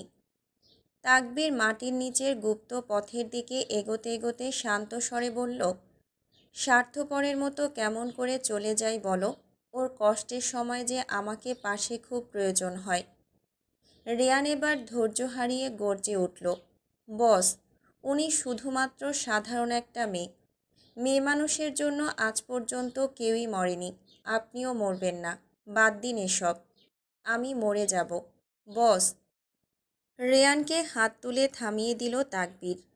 সুড়ঙ্গ পথে হাঁটতে হাঁটতে বিদ্রুপ ভরা সুরে গেয়ে উঠল, পাগল আব্দুল করিম গায়, ভুলিতে পারি না আমার মনে যারে চায়। কুলনাশা পীড়িতের নেশায় কুলমান গেছে। হায় গো কুলনাশা পীড়িতের নেশায় কুলমান গেছে। দেওয়ানা বানাইছে। কি জাদু করিয়া বন্ধে মায়া লাগাইছে। কি জাদু করিয়া বন্ধে মায়া লাগাইছে। বন্ধে মায়া লাগাইছে, পীড়িতি শিখাইছে। দেওয়ানা বানাইছে। কি জাদু করিয়া বন্ধে মায়া লাগাইছে। জঙ্গলের পথ পেরিয়ে রাস্তায় উঠতেই থেমে গেল তাকবীরের পা। চোখের সামনের দৃশ্যটা ধাক্কা দিল বুকের মাঝে। রিচার্ড ঠেস দিয়ে দাঁড়িয়ে আছে গাড়ির গায়ে। ওষ্ঠের কোণে সেই চিরচেনা বাঁকা হাসি। ধোয়ার কুণ্ডুলি ছাড়তে ছাড়তে তাকবীরের সামনে গিয়ে এক পকেটে হাত রেখে টান টান হয়ে দাঁড়ালো রিচার্ড। রেয়ান বিস্মিত দৃষ্টিতে তাকালো একবার রিচার্ডের দিকে, তারপর তাকবীরের দিকে। আর তাকবীর, তার গভীর নিকষ কালো চোখে যেন অগ্নিশিখা জ্বলছে। তাহলে আবারও মুখোমুখি হয়েই গেলাম। তাকবীর রিচার্ডের চোখে চোখ রেখে দাঁত পিষল। এক জঙ্গলে দুই বাঘ থাকলে তো দেখা হওয়ারই কথা। ঠোঁট কামড়ে হাসল রিচার্ড। হুম, ভুল বলেছিস। এক জঙ্গলে কখনো দুই বাঘ থাকতে পারে না। বনের রাজা একজনই হয়, বাকিরা হয় শিকার। এক মুহূর্ত থেমে শব্দের ভার বাড়িয়ে রিচার্ড ঝুঁকল তাকবীরের উপর। তোকে কামড়ে ধরার সময় হয়ে গেছে, সাবধান। বলেছিলাম না জানে মারব না? তবে তোর আত্মা মরে যাবে। তাকবীর পকেট থেকে গান বের করতে যাচ্ছিল, ঠিক তখনই রেয়ানের ফোন বেজে উঠল। ফোনের স্ক্রিনে নাম ভেসে উঠতেই শব্দ করে হেসে উঠল রিচার্ড। তোর পতন শুরু। রেয়ান ফোন রিসিভ করতেই তার মুখের রং ফ্যাকাশে হয়ে যায় মুহূর্তেই। সেটা দেখে রিচার্ডের হাসির শব্দ আরও বেড়ে গেল। চোখে অদ্ভুত এক বিদ্রূপ নিয়ে হিসহিসিয়ে বলল, অন্যের সন্তানের জন্য এত দরদ দেখিয়েছিস, কিন্তু কখনো ভেবে দেখেছিস যাকে নিজের সন্তান ভাবছিস তার শরীরে আদৌ কে তোর রক্ত বইছে কিনা? তাকবীর চমকে উঠল। ক্ষিপ্ত হয়ে এক ঝটকায় রিচার্ডের কলার চেপে ধরল। কিন্তু এর আগেই রেয়ান আতঙ্কিত স্বরে বলল, বস, সোয়াট টিম বিটিআর ক্যাসিনোর বেসমেন্টের সন্ধান পেয়ে গেছে। মুহূর্তেই তাকবীরের হাত আলগা হয়ে গেল। চোখে ফুটে উঠল নিঃশব্দ এক ভয়। রিচার্ডের দিকে তাকাতেই দেখল সে বাঁকা হেসে ভ্রু নাচাচ্ছে। চারপাশে যেন একটা থমথমে নিস্তব্ধতা নেমে এলো। পরক্ষণেই দুজনে পাগলের মতো ছুটে গেল জঙ্গলের পথ ধরে। পেছনে দাঁড়িয়ে রিচার্ড অট্টহাসিতে মেতে উঠল। হাসির ঝংকারে পুরো শরীর থরথর করে কাঁপছে। পকেট থেকে একটা ছোট রিমোট বের করল রিচার্ড। ঠোঁটের কোণে এক চিলতে শয়তানি হাসি রেখে প্রেস করল বোতামটা। বিকট শব্দে কেঁপে উঠল পুরো জঙ্গল। ঘূর্ণন গতিতে টায়ারের কর্কশ গর্জন তুলে কালো মার্সিডিসটা থামল গুলশান 2-এর নির্জন রাস্তায়। শেষ রাতের নিস্তব্ধতা ভেঙে ইঞ্জিন থেকে ধোঁয়ার কুণ্ডলি উঠল। তড়িঘড়ি করে নেমে ডোর খুলে দিল লুকাস। কোটের ভাঁজ ঠিক করতে করতে গাড়ি থেকে বেরিয়ে এলো রিচার্ড। মার্সিডিসের সামনে একটা কালো জিপ দাঁড় করা। তার গায়ে হেলান দিয়ে দাঁড়িয়ে আছে এরিক, আসমান আর তাকওয়া। আজ তাকওয়ার উজ্জ্বল মুখশ্রী ম্লান, চোখের গভীরেও কেমন যেন চাপা অস্থিরতা। রিচার্ড একবার সোয়াট টিমের দিকে তাকিয়ে অধর এলিয়ে হাসল। অতপর ঠোঁটের এক কোণে শীষ বাজাতে বাজাতে সামনে এগোলো। ঠিক তখনই তীব্র গতিতে ছুটে আসা একটা বাইক আচমকা এসে ব্রেক কষল তার সামনে। দক্ষ চালকের কারণে ধাক্কা লাগতে গিয়েও লাগলো না। রিচার্ডের চিবুক মুহূর্তেই শক্ত হয়ে আসে। লেদার হেলমেট খুলে বাইক থেকে নেমে ছুটে এলো লারা রিচার্ডের কাছে। রিচার্ডকে জাপটে ধরার আগেই সে এক ধাপ পিছিয়ে গর্জে উঠল, don't dare to touch me. Lara কাছে যাওয়ার সাহস করল না। দূর থেকে চোখ গেঁথে রাখল রিচার্ডের উপর। এতদিন বারবার চেয়েও রিচার্ডের কাছে পৌঁছাতে পারেনি, অথচ আজ সব উপেক্ষা করে ছুটে এসেছে শুধুমাত্র রিচার্ডের জন্য। শক্ত দৃঢ়চেতা লারা, যার কথায় কাঁপন থাকতো না, আজ তার ঠোঁট কাঁপছে। গলার স্বর ফাঁসির দড়ির মতো আটকে যাচ্ছে বুকে। রিত, তুমি কিভাবে পারলে আবার ওই মেয়েটাকে বিয়ে করতে? রিচার্ড রক্তঝরা কণ্ঠে হুঙ্কার দিয়ে উঠল, wife, she is my wife, ওই মেয়েটা না। ওকে? লারার ঠোঁট তরতর করে কাঁপতে থাকে। রিত, আমি তোমাকে ভালোবাসি, বাট আই লাভ হার। বেদনার কণ্টকময় পথ দিয়ে শূন্যতার ভার বয়ে গেল। কান্না মিশ্রিত কণ্ঠে ক্ষোভে কষ্টে চেঁচিয়ে উঠল লারা, তাহলে আমার ভালোবাসা কোথায়? কিসের কমতি আছে আমার ভালোবাসায়? রিচার্ডের ক্রোধ অনিয়ন্ত্রিত হতে থাকে ক্রমে ক্রমে। গুমোট পরিবেশে ঝংকার তুলল তার কণ্ঠ, Lara, don't cross your limit. I am happily a married person. Happily? ওই মেয়েটা ভালোবাসে তোমাকে? থমকালো রিচার্ড। তাৎক্ষণিক কোনো জবাব দিতে পারল না। পরক্ষণেই বিলম্ব করল না উত্তর দিতে। আত্মবিশ্বাসে ভরা কণ্ঠে সে পুনরায় চেঁচিয়ে উঠল, yes, she love me, her first love is me and mine is she. আমরা এমন জোড়ায় তৈরি যে জোড়ার বিচ্ছেদ নেই কখনো। আমি বেঁচে থাকতে কখনোই তোমাদের এক হতে দেব না। বলেই লারা আবারও রিচার্ডকে জড়িয়ে ধরতে গেলে রিচার্ড ওকে ঝাড়ি মারে। লারা ছিটকে গিয়ে পড়ল পুরুষালী সুবিস্তৃত শক্তপোক্ত সুঠাম বুকে। ভেজা চোখে মাথা তুলল লারা। দেখতে পেল একটা শক্ত হাত ওকে আগলে ধরে রেখেছে। প্রেম ক্রুদ্ধ চোখে তাকিয়ে আছে রিচার্ডের দিকে। সে আলগোছে লারাকে বুকের উপর থেকে সরিয়ে তেড়ে গেল রিচার্ডের কাছে। ভালোবাসতে না পারলে কষ্ট দেওয়ার অধিকারও তোর নেই। প্রেমের আক্রোশপ্রসূত স্বরের বিপরীতে রিচার্ড ঠোঁট কামড়ে হাসল। নীরব সংঘর্ষ হলো তাদের মাঝে কিছুক্ষণ চোখে চোখে। কিছুপল থেমে প্রেম বুক ভাঙা ভারী নিঃশ্বাস ফেলে আবারও খাদযুক্ত কণ্ঠে আওড়াল, she is too much loyal about her feelings, don't push her away. বন্ধু হিসেবে কথা দিয়েছি ওকে কখনোই কষ্ট পেতে দেব না। প্লিজ ওকে কষ্ট দিস না। রিচার্ড এবারও ঠোঁট কামড়ে হাসল। পরপর প্রেমের দিকে খানিকটা ঝুঁকে হিসহিসিয়ে বলল, লয়েল? তোর লয়েল বান্ধবী যে আমার কাছে এসে দয়াল হয়ে যায়, এতটাই দয়াল যে সবটা খুলে দেয়। বাক্য সম্পূর্ণ হওয়ার আগেই প্রেম হিংস্র দুঃসাহসিকতা দেখিয়ে খামচে ধরে রিচার্ডের কোটের কলার। রিচার্ডের মধ্যে কোনোরূপ অভিব্যক্তি দেখা গেল না। প্রেমের হাত রিচার্ডের চোয়াল বরাবর তীব্র এক ঘুষির অভিপ্রায়ে অগ্রসরিত হওয়ার আগেই তার শরীর ছিটকে গিয়ে পড়ল পিচঢালা সড়কে। লুকাসের অতর্কিত জল্লাদীয় আক্রমণ এতটাই দানবীয় ছিল যে চোয়াল ফেটে নাকের সরু পথ দিয়ে রক্ত পড়তে থাকে। রিচার্ড ঠোঁটের কোণে বিদ্রুপপূর্ণ হাসি ঝুলিয়ে পকেটে হাত রেখে গিয়ে দাঁড়ালো প্রেমের সামনে। ছাড়ের উপর ছাড় আছে, তবে বাপের উপর বাপ নেই, কথাটা মাথায় রাখবি। প্রেম আবারও উঠে আক্রমণ করতে গেলে লারা গিয়ে ওকে জাপটে ধরে আটকিয়ে রাখে। রিচার্ডের ইশারায় লুকাস চুপ থাকল। লারার একার পক্ষে সুঠাম দেহের অধিকারী প্রেমকে ধরে রাখা মুশকিল। বাধ্য হয়ে বিরক্তের তপ্ত শ্বাস ফেলে এগিয়ে এলো এরিক। আসমান ক্ষিপ্ত প্রেমকে টেনে নিয়ে জিপে বসিয়ে দিল। পরিস্থিতি সামাল দিতে তাকোয়া লারাকেও সাথে করে নিয়ে গেল। লারা ঘাড় ঘুরিয়ে শুধু রিচার্ডের দিকে চেয়েছিল ফ্যালফ্যাল করে। চেঁচিয়ে বলল, আমায় ভালোবাসলে না কেন রিদ? রিচার্ডের মাঝে কোনো ভাবান্তর লক্ষ্য করা গেল না। নীরের ঠান্ডা চিবুকে দাঁড়িয়ে আছে। এরিক ফাঁপা নিঃশ্বাস ছেড়ে গিয়ে দাঁড়ালো রিচার্ডের সামনে। জিপের দিকে ইশারা করে বিদ্রুপ মাখা স্বরে বলল, ডিল অনুযায়ী আপনার ব্যাপারে আমি ইন্টারফেয়ার না করলেও ওই খ্যাপা ষাটটাকে দেখছেন, ও কিন্তু এত সহজে ছাড়বে না আপনাকে। যেখানে প্রেমে মত্ত হয়েছে প্রেম। রিচার্ড রুক্ষ কর্কশ গলায় অনর্থক হাসি হেসে চাপা স্বরে বলল, সময় হলে এটাকেও দেখে নেব। রিচার্ড কায়নাতের পেছনে লাগতে আসা কারোরই ঠাঁই হয়নি ভুবনে আজ পর্যন্ত। থামল রিচার্ড। থেমে এরিকের চাপা কর্ধমিশ্রিত ছোট ছোট চোখে চোখ রেখে ফিসফিস করে শুধায়, তা ভালোবাসার জন্য আপনি কি করলেন? বুকের ভেতর তীব্র এক ধাক্কা খেল এরিক। কণ্ঠের কঠোরতা মুহূর্তেই ব্যর্থতায় তলিয়ে গেল। অনেক কিছু করতে চেয়েও পারিনি আপনার জন্য, তবে আপনি যেই উপকার করেছেন তার ঋণ আমি কখনোই শোধ করতে পারবো না।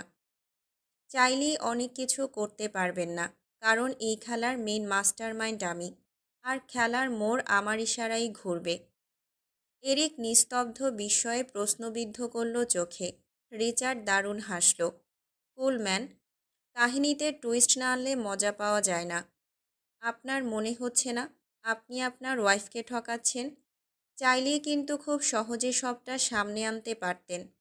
একদমই না। ওকে গড়ে তুলছি, যাতে ধাক্কাগুলো একটু কম লাগে। ওই মেয়ের কষ্ট যে আমি একদমই নিতে পারি না।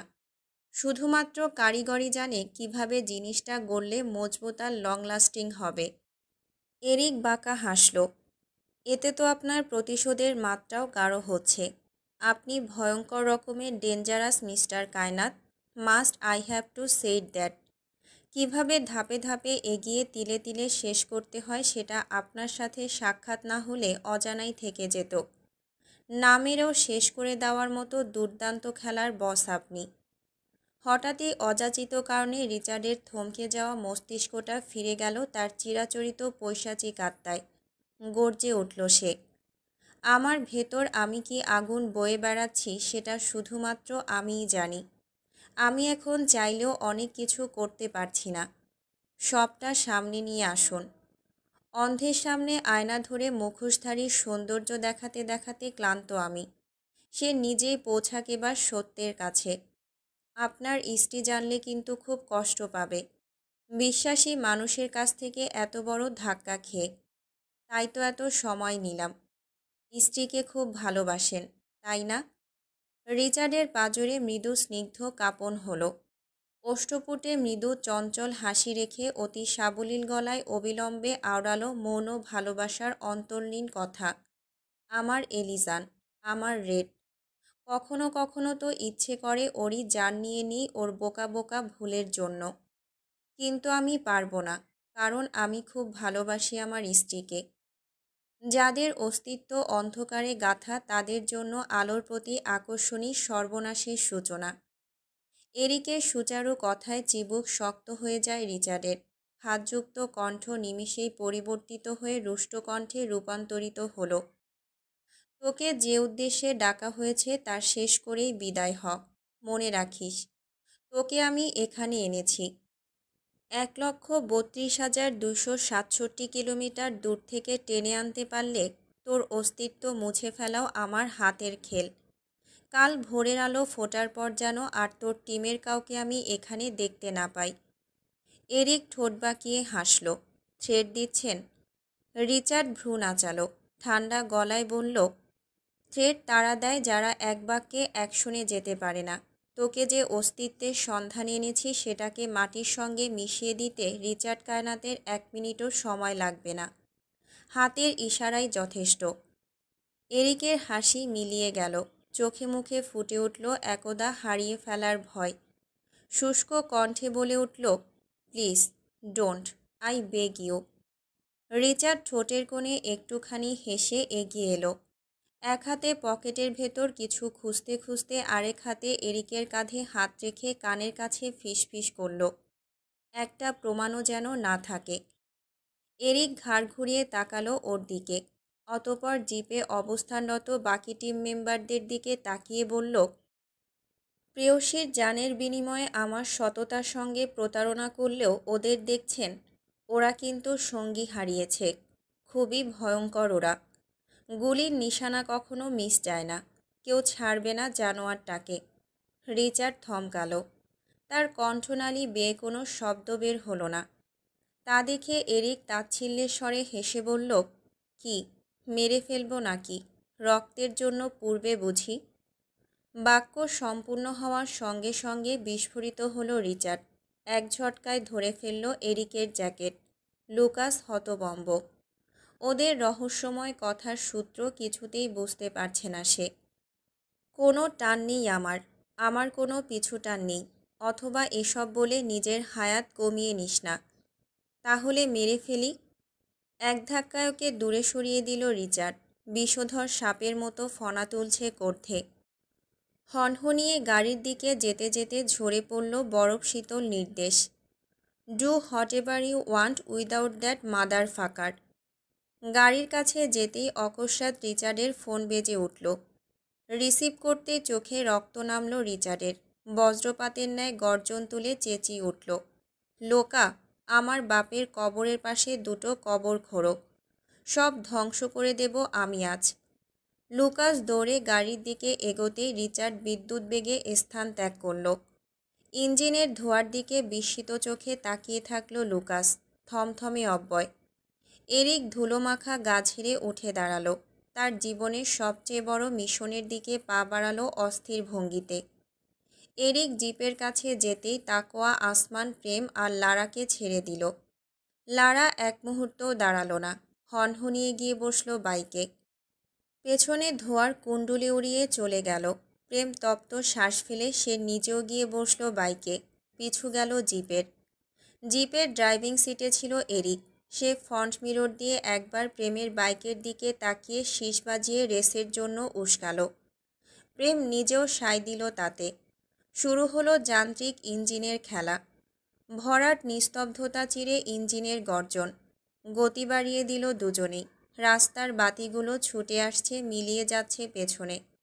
জিপের চাকার ঘর্ষণের শব্দ, বাইকের গিয়ার বদলের ক্লিক। ধোঁয়ার মেঘ, সব মিলিয়ে শহরের নিস্তব্ধ রাতের বুক চিরে এগিয়ে চলল প্রতিদ্বন্দ্বী দুজন।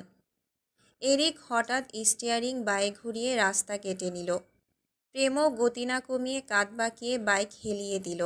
মিলিমিটার ব্যবধানে পাশ কাটিয়ে গেল জিপের। এরিক হাসল। প্রেমের ঠোঁটেও হাসির রেখা।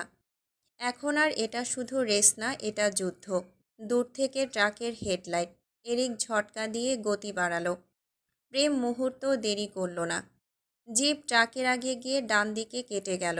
প্রেম সরাসরি ঢুকে পড়ল ট্রাকের নিচে। চকচকানো ধাতব দৈত্যের নিচে কয়েক সেকেন্ডের জন্য হারিয়ে গেল প্রেম। তারপর ভুস। বাইকের চাকায় আগুনের মতো ঘর্ষণ।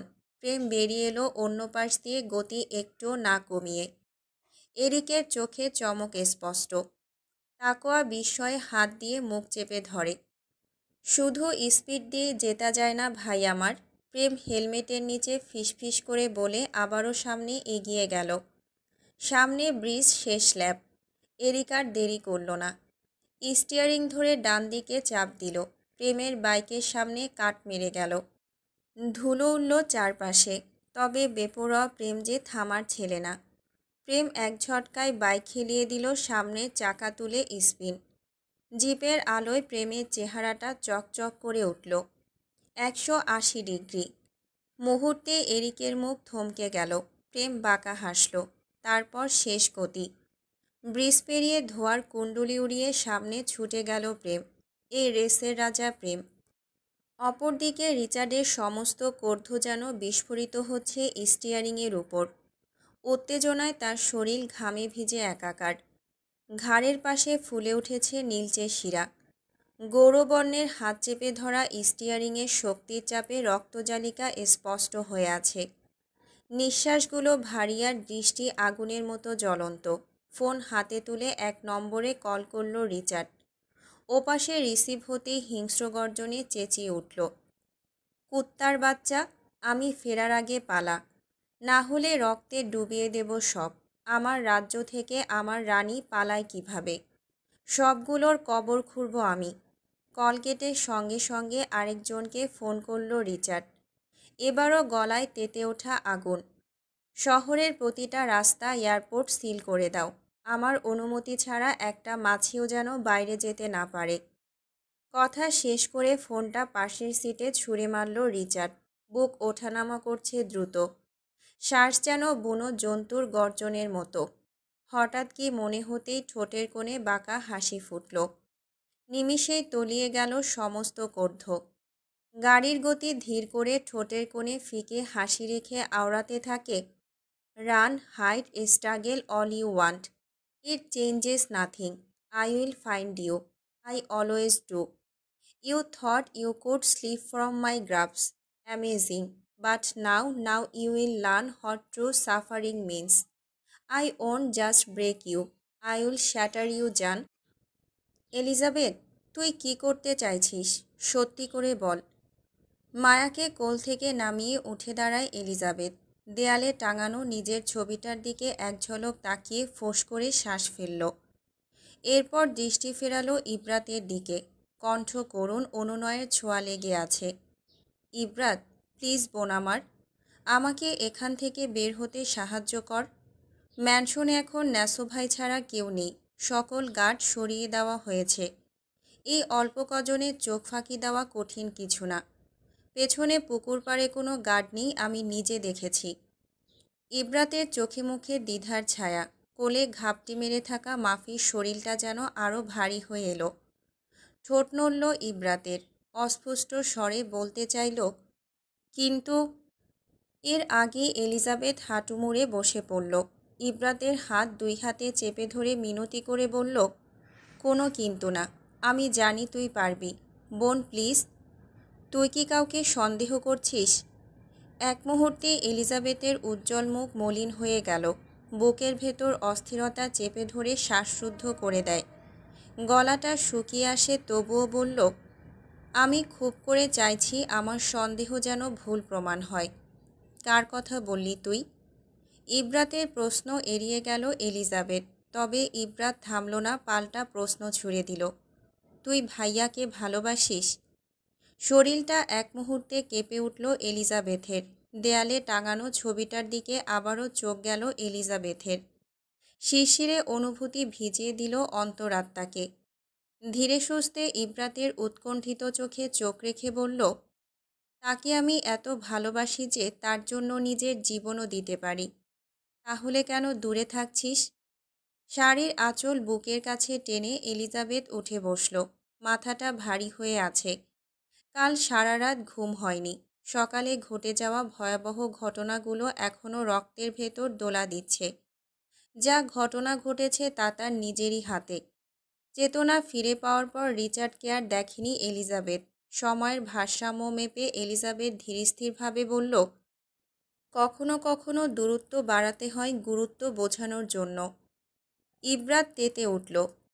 যে মানুষটা তোর জন্য তোর সকল বিপদে পাগলের মতো ছুটে যায় তাকে তুই গুরুত্ব বোঝাবি? জানিস, তোর জন্য ভাইয়া একটা মিনিস্টারের বাড়ির প্রতিটা কোণায় সিসিটিভি লাগিয়েছিল। বাড়ির ভেতর বাইরে সব লোককে কিনে নিয়েছিল মোটা অঙ্কের টাকায়।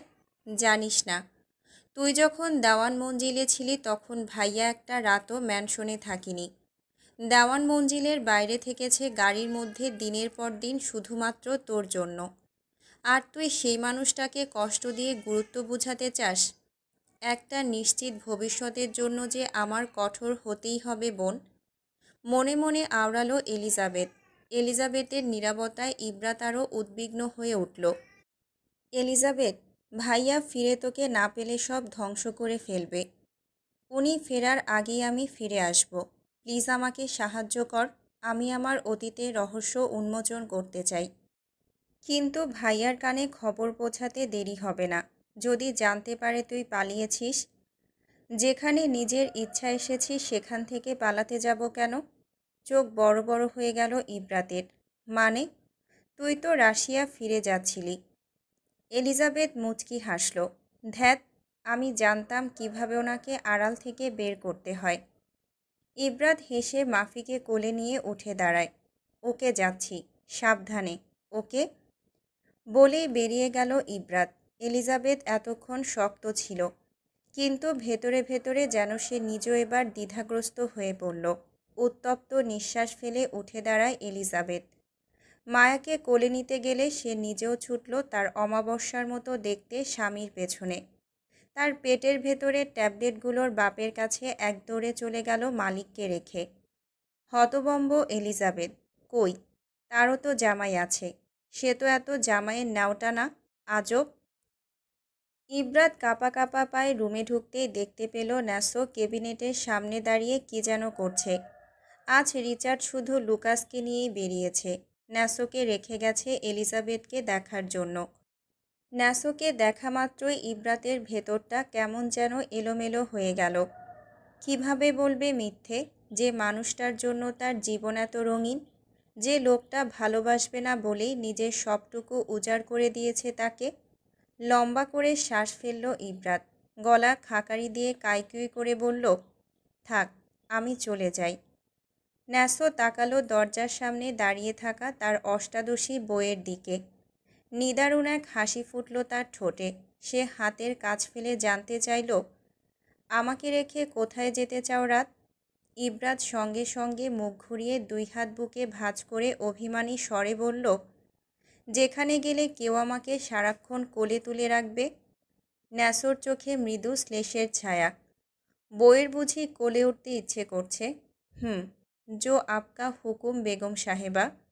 বলেই টুপ করে ইব্রাতকে কোলে তুলে নিল ন্যাসো। দীর্ঘদেহী ন্যাসোর বাহুডোরে ইব্রাত যেন এক শিশুর মতো, আর সেই শিশুটিও কি মধুর ভঙ্গিতে মিশে গেল তার ভেতর। ন্যাসো বুক পাঁজরের সাথে মিশে থাকা মেয়েটাকে নিয়ে সোজা বেডে গিয়ে হেলান দিয়ে বসল। তবুও ইব্রাতকে কোল থেকে নামায়নি। ইব্রা তো নীরবে ঘাপটি মেরে রইল, যেন ওর জায়গা এটাই। এভাবেই দুজন একে অপরের অস্তিত্বে মিশে থাকল। ভালোবাসার স্নিগ্ধ মৌন বাতাস বইতে লাগলো চারপাশে। রাত। ইব্রাত তখনও ব্যস্ত ছিল স্বামীর শক্ত বুকে সবটুকু ঘ্রাণ শুষে নিতে। ঘোরলাগা কণ্ঠে বলল, হুম। ন্যাসো চিলতে হেসে নাক ঘষে দিল ওর নাকে। নিগুড় কণ্ঠে বলল, এবার ফ্যামিলি প্ল্যান করলে কেমন হয়? চমকে মাথা তুলে তাকালো ইব্রাত। চোখের গভীরতায় ঝলমল করছে বিস্ময়। ন্যাসোর ঠোঁটে মৃদু হাসি খেলে গেল। গভীর দৃষ্টিতে তাকিয়ে বলল, আমার একটা বাচ্চা চাই ইব্রাত, আমি বাবা হতে চাই। শুকনো ঢোক গিলল ইব্রাত।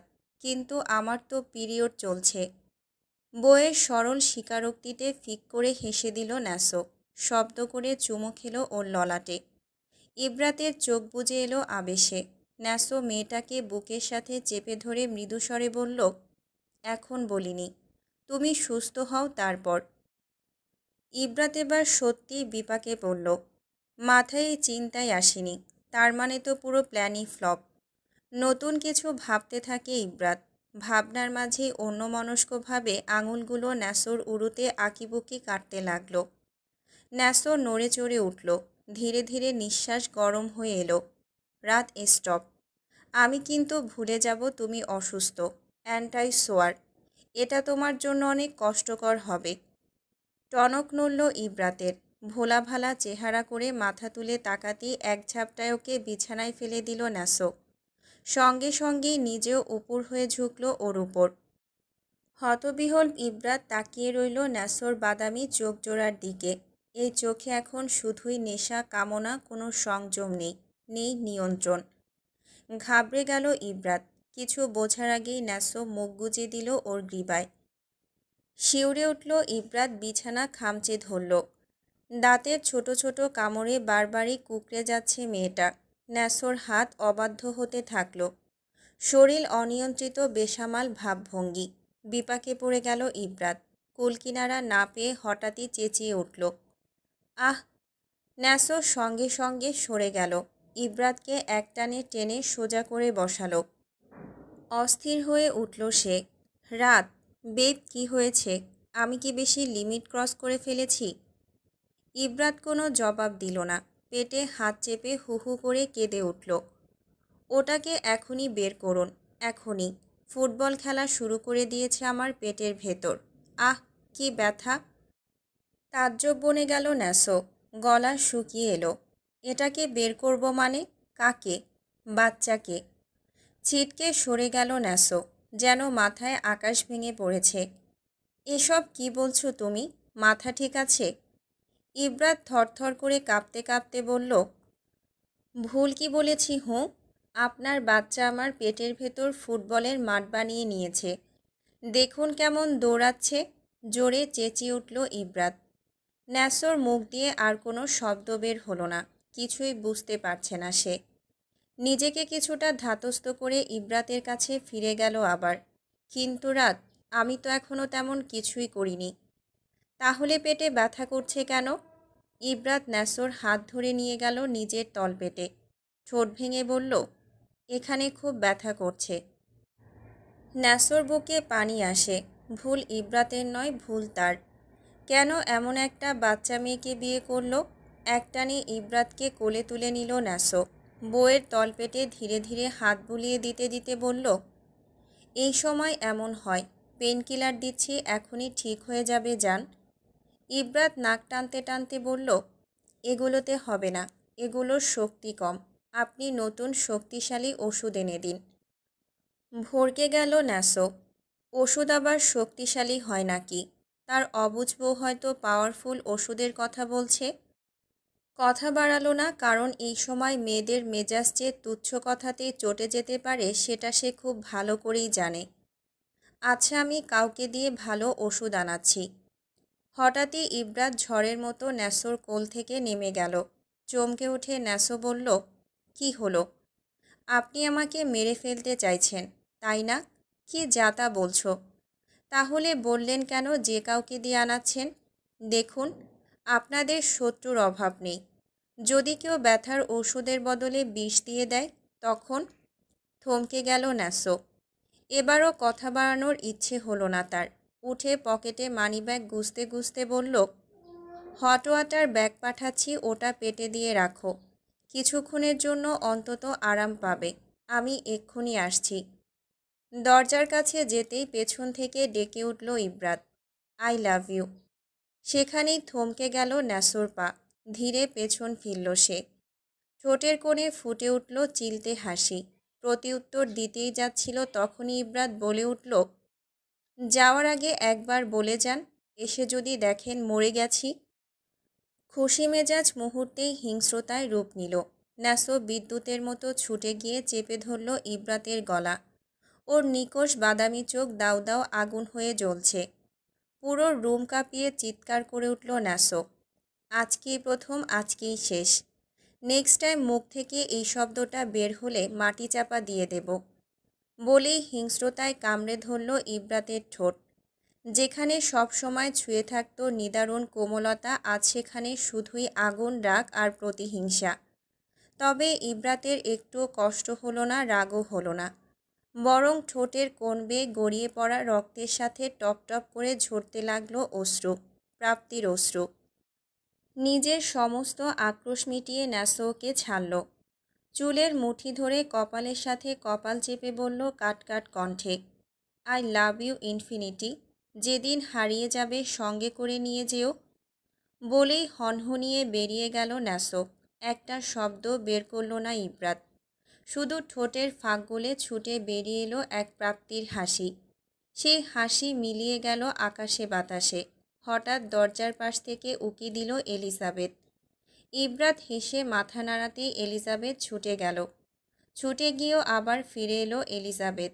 ব্যস্ত ভঙ্গিতে শাড়ির আঁচল দিয়ে ইব্রাতের ঠোঁটের কোণে রক্ত মুছে দিয়ে কপালে নরম করে ঠোঁট ছুঁয়ে দিয়ে আবারও ছুটে চলে গেল। ফিক করে হেসে দিল ইব্রাত। প্রাচীরের সামনে দাঁড়িয়ে আছে এলিজাবেথ। পেছনে পুকুরের জলে ভাসছে পদ্মফুল। বাতাসে দুলছে কাঁপন তোলা কোমল পাপড়িগুলো। পরপর কয়েকবার গভীর নিঃশ্বাস নিয়ে সাহস সঞ্চয় করল এলিজাবেথ। অতপর শাড়ির আঁচল কোমরে গুজে নিয়ে এক লাফে পেরিয়ে গেল প্রাচীর। এটা তার প্রথমবার নয়, বহুবার এভাবে নিষিদ্ধ সীমানা অতিক্রম করেছে সে। তাই আজ আর তেমন সমস্যা হলো না। ওপাশে নেমেই হাতের ধুলো ঝাড়তে ঝাড়তে কঠিন কণ্ঠে আওড়াতে আওড়াতে এগোতে থাকে সামনে, আমি জানি না মিস্টার কায়নাত, আপনি আমাকে নিয়ে কী খেলা খেলছেন। তবে এবার এই খেলার শেষ আমি নিজেই করে ছাড়ব। হঠাৎ ঝাঁকুনিতে ঘুম ভেঙে গেল এলিজাবেথের। গাড়িতে বসে থাকতে থাকতে কখন যে চোখ লেগে গিয়েছিল বুঝতেই পারেনি। এতক্ষণ স্বপ্নে আগের ঘটনাগুলো দেখছিল সে। ম্যানশন থেকে বেরিয়ে একটা ক্যাব বুক করেছিল এলিজাবেথ। দুই হাতে চোখ কষলিয়ে জানালার বাইরে তাকালো এলিজাবেথ। রাস্তাগুলো হঠাৎ করেই চেনা চেনা লাগছে। চকিতে সামনে তাকালো সে। ড্রাইভিং সিটে বসে থাকা দৈত্য আকৃতির লোকটার কানের পাশে তীরের ফলার অনাবৃত ট্যাটু দেখা মাত্রই শিউরে উঠল পুরো শরীর। জুবুথুবু হয়ে কাঁপতে শুরু করলো এলিজাবেথ। কণ্ঠে শব্দরা জমাট বেঁধেছে। তবুও বহু কষ্টতে আওড়ালো, আপনি? সামনে থেকে ভেসে এলো ভারী গুরুগম্ভীর কণ্ঠস্বর, যেটা গভীর হলেও ছিল শীতল, ক্ষোভ, রাগবিহীন। ওয়ানা গোসাম হয়ার এলিজান। কণ্ঠনালী থরথর করে কাঁপতে থাকে এলিজাবেথের। রিচার্ডের ঠান্ডা গলায় শীতল স্রোত বইতে থাকে ওর শির দ্বারায়। ক্রন্দিত কণ্ঠে চিৎকার করে উঠল, গাড়ি থামান বলছি। রিচার্ড হাসল। ঠোঁটের কোণে গভীর বিদ্রুপ মাখা বাঁকা হাসি। কর্ধের বিপরীতে এবারও গা ছমছমে হাসকি টোনে বলল, you think you can just run away from me? Fuck you baby, you are mine and I won't let you go easily. So sit back, shut up and enjoy the ride darling. এই বলে স্টিয়ারিংয়ে চাপ বসাতেই দ্বিগুণ গতিতে ছুটে চলল গাড়িটা। তালে তাল মিলিয়ে পারল না এলিজাবেথ। ছিটকে গিয়ে ধাক্কা খেল সিটে। শরীর কেঁপে উঠল ব্যথায়।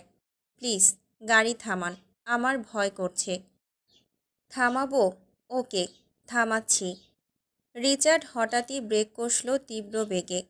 গাড়ি স্থির হতেই সামনে থেকে পেছনে গিয়ে ঝাঁপিয়ে পড়ে এলিজাবেথের গলা চেপে ধরে। পরপরই বুনো জানোয়ারের মতো গর্জন করে উঠল, কুত্তার বাচ্চা, তোর সাহস হলো কি করে পালানোর চিন্তা করার? আবারও পালানোর চেষ্টা করলি কোন সাহসে? বল আমাকে। এলিজাবেথের নিঃশ্বাস আটকে আসছে। রিচার্ডের আঙুলের বাঁধন পাথরের মতো কঠিন। হঠাৎ প্রচণ্ড আঘাতে রিচার্ড উইন্ডো মিররে ঘুষি বসালো। মুহূর্তেই কাঁচ ভেঙে ঝনঝনিয়ে পড়ল। হাতের চামড়া ছিঁড়ে গলগল করে রক্ত ঝরতে লাগলো। সমুদ্রনীল চোখ দুটোতে ঘনীভূত হচ্ছে আগ্নেয়গিরির অগ্ন্যুৎপাত। শরীর অস্থিরতায় অস্বাভাবিকভাবে কাঁপছে, তবুও থামল না। এবার এলিজাবেথের পাশের সিটে একের পর এক ঘুষি মারতে লাগলো। সেই সাথে অদ্ভুত এক হিংস্র হুঙ্কার ছাড়তে থাকে। এই আল্লাহর বান্দি, এই, আমাকে শান্তিতে থাকতে দিতে তোদের কি এত সমস্যা? কুত্তার মতো ছুটে এসেছি বারবার তোর জন্য, আর তুই পালানোর ধান্দায়? খোদার কসম, পারলে আজই তোকে জিন্দা দাফন করে দিতাম। এলিজাবেথ চুপ। অক্ষিপটে শুধু নিষ্পলক দৃষ্টি। আতঙ্ক নেই, প্রতিরোধ নেই, শুধু গভীর এক বোঝাপড়া। সে দেখছে রিচার্ডের উন্মত্ত বুকের ওঠানামা, শুনতে পাচ্ছে অস্থির হৃদস্পন্দনের প্রতিধ্বনি। কোন সাহসে তুই আবারও আমাকে রেখে পালানোর চেষ্টা করেছিস বল? বল আমাকে। কেন তোরা কেউ আমার কথা ভাবিস না? হঠাৎই এলিজাবেথ হাত রাখল রিচার্ডের বুকে। মুহূর্তে রিচার্ডের চিৎকার গলায় আটকে গেল। একটা মুহূর্তের জন্য সময় থমকে দাঁড়ালো। স্ফটিক অগ্নির মতন কর্ধে হুট করেই নেমে আসলো বর্ষণ। পৈশাচিক উন্মাদনা নিমিষেই দমে আসতে থাকে। হৃদয়ের পাঁজর ছুঁয়ে প্রবাহিত হতে লাগলো এক অদ্ভুত শীতলতা। ঝড় থেমে আসছে ধীরে ধীরে। শিকড় গাড়া গাছপালার মতো গভীর নীরব কোনো শান্তি বয়ে গেল তার ভেতর দিয়ে। শান্ত হন, আমি পালাইনি। তবুও রিচার্ড থামে না। এলিজাবেথ চেপে ধরল রিচার্ডের হাত, বলল, আমি সত্যি বলছি, আমি আপনার থেকে পালাতে চাইনি। রিচার্ড এক ঝটকায় এলিজাবেথের মাথা নিজের বুকে চেপে ধরল শক্ত করে গভীরভাবে। এলিজাবেথ স্পষ্ট অনুভব করল বুকের গভীরে লুকিয়ে থাকা ভয়ার অস্থিরতা। মুহূর্তের জন্য সেও হারিয়ে গেল সেই পাথরের মতো কঠিন অথচ থরথর করে কাঁপতে থাকা বুকটায়। এখানে এত অস্থিরতা কিসের? রিচার্ড আজ কোনো লুকোচুরি করল না, কোনো প্রতিরোধ নয়, কোনো দ্বিধা নয়, শুধু একটিমাত্র সত্য উচ্চারণ করল স্বচ্ছ নগ্ন কণ্ঠে, তোর জন্য। এলিজাবেথ মাথা তোলে। ওর দৃষ্টি আটকে যায় রিচার্ডের সমুদ্রনীল চোখে, গভীর অথচ টালমাটাল ঢেউয়ে ভরা চোখগুলো। আমার জন্য এত অস্থিরতা কেন? আপনি তো আমায় ভালোবাসেন না। রিচার্ড নিঃশ্বাস ফেলে, কপালে এক বিন্দু ঘাম জমে। সব কথা কি মুখে বলে দিতে হয়? বুঝে নিতে পারো না? কি বুঝবো? কোনো জবাব নেই, শুধু রিচার্ডের দুই বাহু আরও শক্ত হয়ে জড়িয়ে ধরে এলিজাবেথকে। বুকের সাথে মিশিয়ে নেয় গভীর এক আকুতিতে। একদম সাবলীল অথচ জলদগম্ভীর কণ্ঠে ফিসফিস করে বলে, তুই জানরে, আমার জানরে, বেঁচে থাকার তুই কারণ। পিনপতন নীরবতায় ঘেরা গাড়ির ভেতর শুধু শোনা যাচ্ছে বেগতিক হৃদয়ের ওঠানামা। হলো কিছুক্ষণ শব্দহীন বোঝাপড়া। আত্মার প্রশান্তিময় শান্তিতে ডুবে আছে তারা একে অপরের মাঝে। রিচার্ড ঠোঁট ছোঁয়ালো এলিজাবেথের লাল কেশে। কি হলো, অনুভব করতে পারছো না কিছু? আমি চাইলেও অনেক কিছু অনুভব করতে পারি না। অতীতে করা আপনার পাশবিক নির্যাতন আর আপনার দেওয়া প্রত্যেকটা আঘাত আমাকে নাড়িয়ে তোলে। রিচার্ড হঠাৎ করে এলিজাবেথকে গাড়ি থেকে টেনে বের করে একটা গাছের কাছে নিয়ে গেল। তারপর গাছের শরীরে নিজের হাত রেখে কিছু বুঝে ওঠার আগেই এলিজাবেথের মাথা জোরে বাড়ি খাওয়ালো গাছের সাথে। বিস্ময়ে হতভম্ব হয়ে যায় এলিজাবেথ। সামনের চুলগুলো সরিয়ে অবাক চোখে রিচার্ডের দিকে তাকাতে এসে বাঁকা হেসে ভ্রু নাচাতে নাচাতে বলল, নাও, গাছের সাথে বাড়ি খাওয়া ডান। এবার বাংলা ছায়াছবির মতো সমস্ত অতীত ভুলে যাও। হকচকিয়ে গেল এলিজাবেথ। পরক্ষণেই রিচার্ডের মশকরা বুঝতে পেরে ঝাঁঝিয়ে উঠল, পাগল আপনি? হনহনিয়ে গাড়ির দিকে এগিয়ে যাচ্ছিল এলিজাবেথ, কিন্তু রিচার্ড ঝড়ের বেগে তেড়ে এসে ওকে ধাক্কা দিয়ে গাড়ির গায়ে চেপে ধরল। এলিজাবেথ কিছু বলার আগেই রিচার্ড পকেট থেকে গান বের করে ওর মুখের ভেতরে গুজে দিল। শিউরে উঠল এলিজাবেথ, সারা শরীর ঘৃণা আর ভয় মিশ্রিত অনুভূতিতে গুলিয়ে উঠল। রিচার্ডের থমকে থাকা দৃষ্টি মুহূর্তেই বদলে গেল এক ভয়ঙ্কর হিংস্রতায়। তুই দাওয়ান মঞ্জিলের দিকে কেন যাচ্ছিলি? গানের সরু নল এত গভীরে প্রবেশ করেছে যে এলিজাবেথ কথা বলতে পারছে না, শুধুই গোঙাচ্ছে। আমি চুপ, কোনো ব্যাখ্যা শুনতে চাই না আমি। রিচার্ড ঠান্ডা স্বরে বলেই মুখ থেকে গান সরিয়ে নিয়ে নিষ্ঠুরভাবে ওর ঠোঁটে ঝাঁপিয়ে পড়ল। এক হাতে গলা আঁকড়ে ধরল, অন্য হাতে কোমরের নরম চামড়া খামচে ধরল বেপরোয়া শক্তিতে। মোচড় দিয়ে নিজেকে ছাড়াতে চাইছে এলিজাবেথ, কিন্তু পারছে না। অবশেষে রিচার্ড নিজেই ওকে ছেড়ে দিল, ফেলে দিল গাড়ির উপর। এলিজাবেথ হাঁপড়ের মতো হাঁপাচ্ছে। প্লিজ আমাকে যেতে দিন, আমার অনেক কিছু জানার আছে ভালো মানুষের কাছ থেকে। বিদ্যুৎ চমকালো আকাশে, সেই আলোয় ঝলসে উঠল রিচার্ডের চোখের আগুন। আর কি জানতে চাস তুই? জানতে চাস তার আসল পরিচয়? বজ্রগর্জনের সঙ্গে গলা মিলিয়ে রিচার্ড গর্জে উঠল। He is a Russian underground mafia বস। তবে শেষের কথাগুলো এলিজাবেথের কানে পৌঁছালো না। পাশ দিয়ে এক ট্রাক হরেন বাজিয়ে ছুটে গেল, আর সেই গর্জনে ঢেকে দিল সব শব্দ। রিচার্ডের মুখ পাথরের মতো শক্ত হয়ে আসে, চোয়াল মটমট শব্দে চেপে বসল। উন্মাদের মতো কয়েকবার ঘুষি বসালো গাড়িতে। হঠাৎই ধপ করে এলিজাবেথের কবজি চেপে ধরল। আর লুকোচুরি না, সময় এসেছে সত্য সামনে আনার। চল, বলি ওকে টেনে গাড়ির ভেতর ঠেলে দিল। BTR casino operation blackout. পুরো বিটিআর ক্যাসিনো এখন পুলিশের নিয়ন্ত্রণে। চারপাশে ব্যারিকেড, আকাশে হেলিকপ্টারের শব্দ এবং মাটিতে সারিবদ্ধ পুলিশ ইউনিট, কিন্তু ভেতরে প্রবেশের অনুমতি কারোরই নেই। আজকের মিশনে একমাত্র সোয়াট টিমই প্রবেশ করবে। এরিক, তাকোয়া, আসমান, আরন সকলেই গাড়ি থেকে নেমে সতর্ক পায়ে সামনে এগিয়ে গেল। পকেট থেকে গান বের করে চারপাশের পরিস্থিতি বিশ্লেষণ করে কয়েক সেকেন্ড। ভেতরে রয়েছে অসংখ্য আফ্রিকান গার্ড, যারা পুলিশের উপস্থিতি টের পেয়ে ক্যাসিনোর সাধারণ মানুষদের হোস্টেজ হিসেবে আটকে রেখেছে। সোয়াট টিম ক্যাসিনোর ভেতর ঢোকার আগে আবারও দ্রুত চোখ বুলিয়ে নিল চারপাশে। মুহূর্তে নিজেদের মধ্যে সংকেত বিনিময় করল। কেউ কোনো শব্দ করল না, শুধু চোখের ভাষায় যুদ্ধের পরিকল্পনা ঠিক হয়ে গেল। প্রেম আর আরন পেছনের প্রবেশপথ ধরে এগিয়ে গেল। আসমান পাইপ বেয়ে ছাদে উঠতে শুরু করল। রইল এরিকার তাকোয়া, তারা সামনের প্রবেশপথ দখল করবে।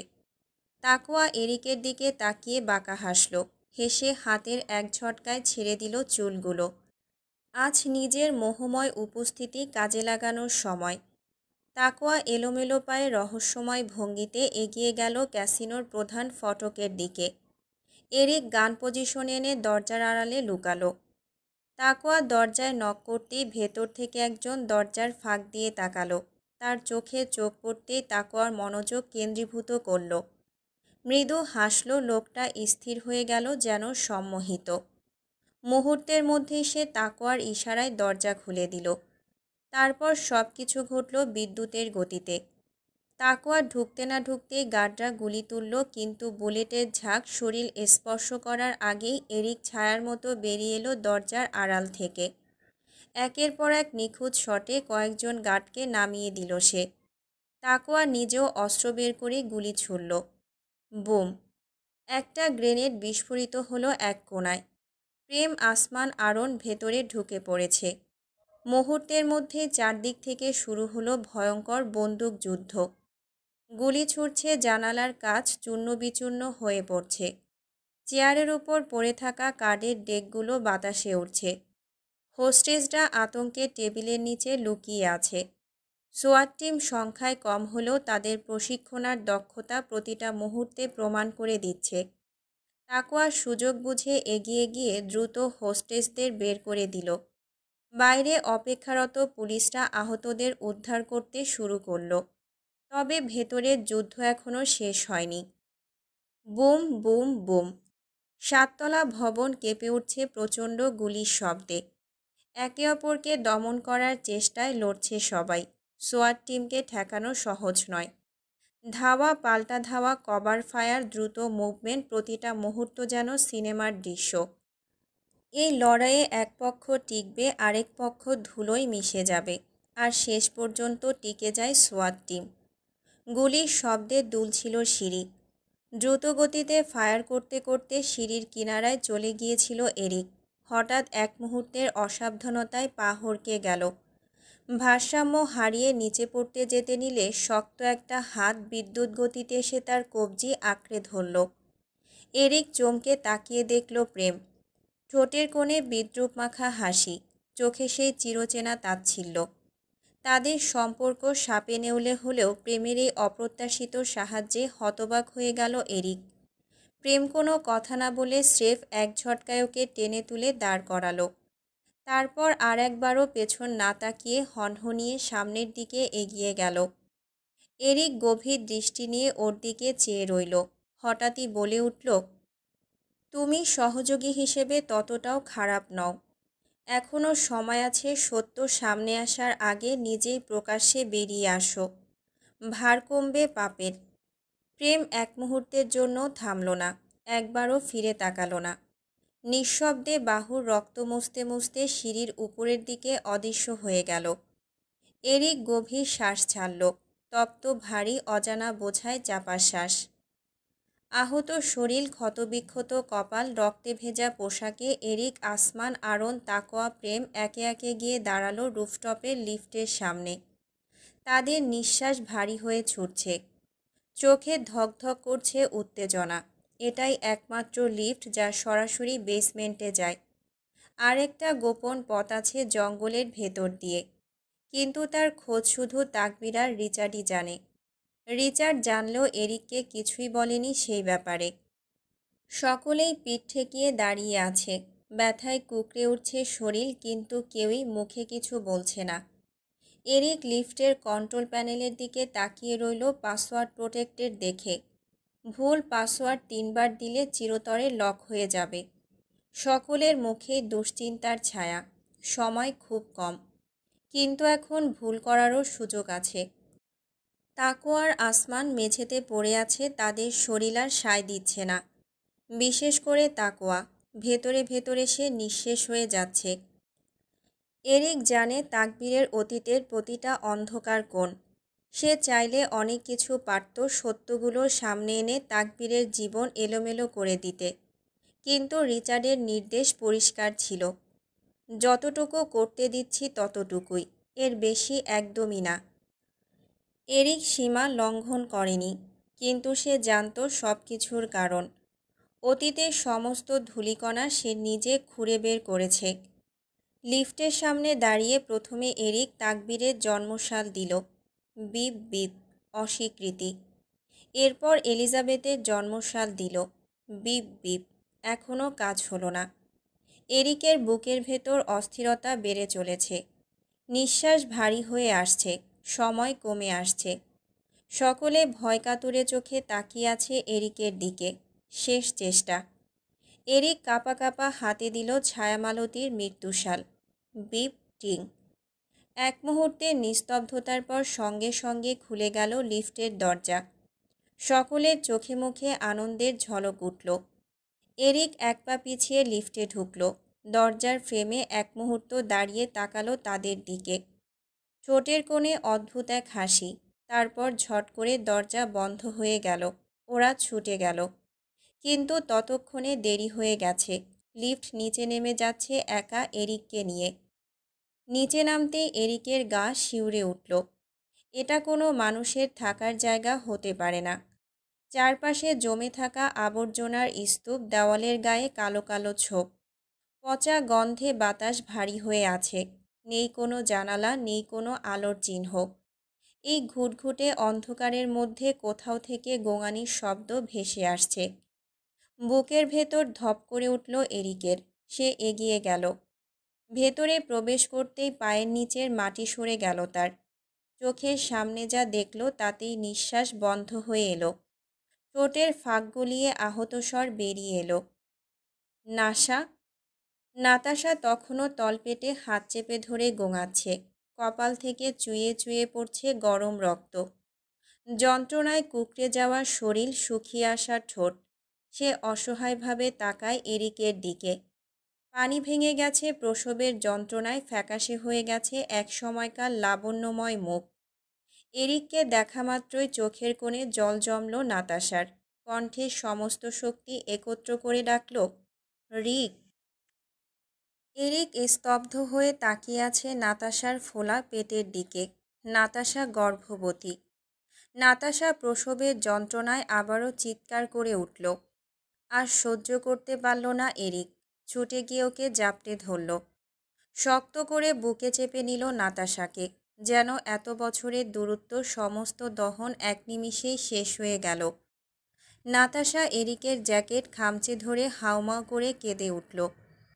আমি জানতাম রিক, তুমি আসবে আমাকে এই নরক থেকে মুক্ত করতে।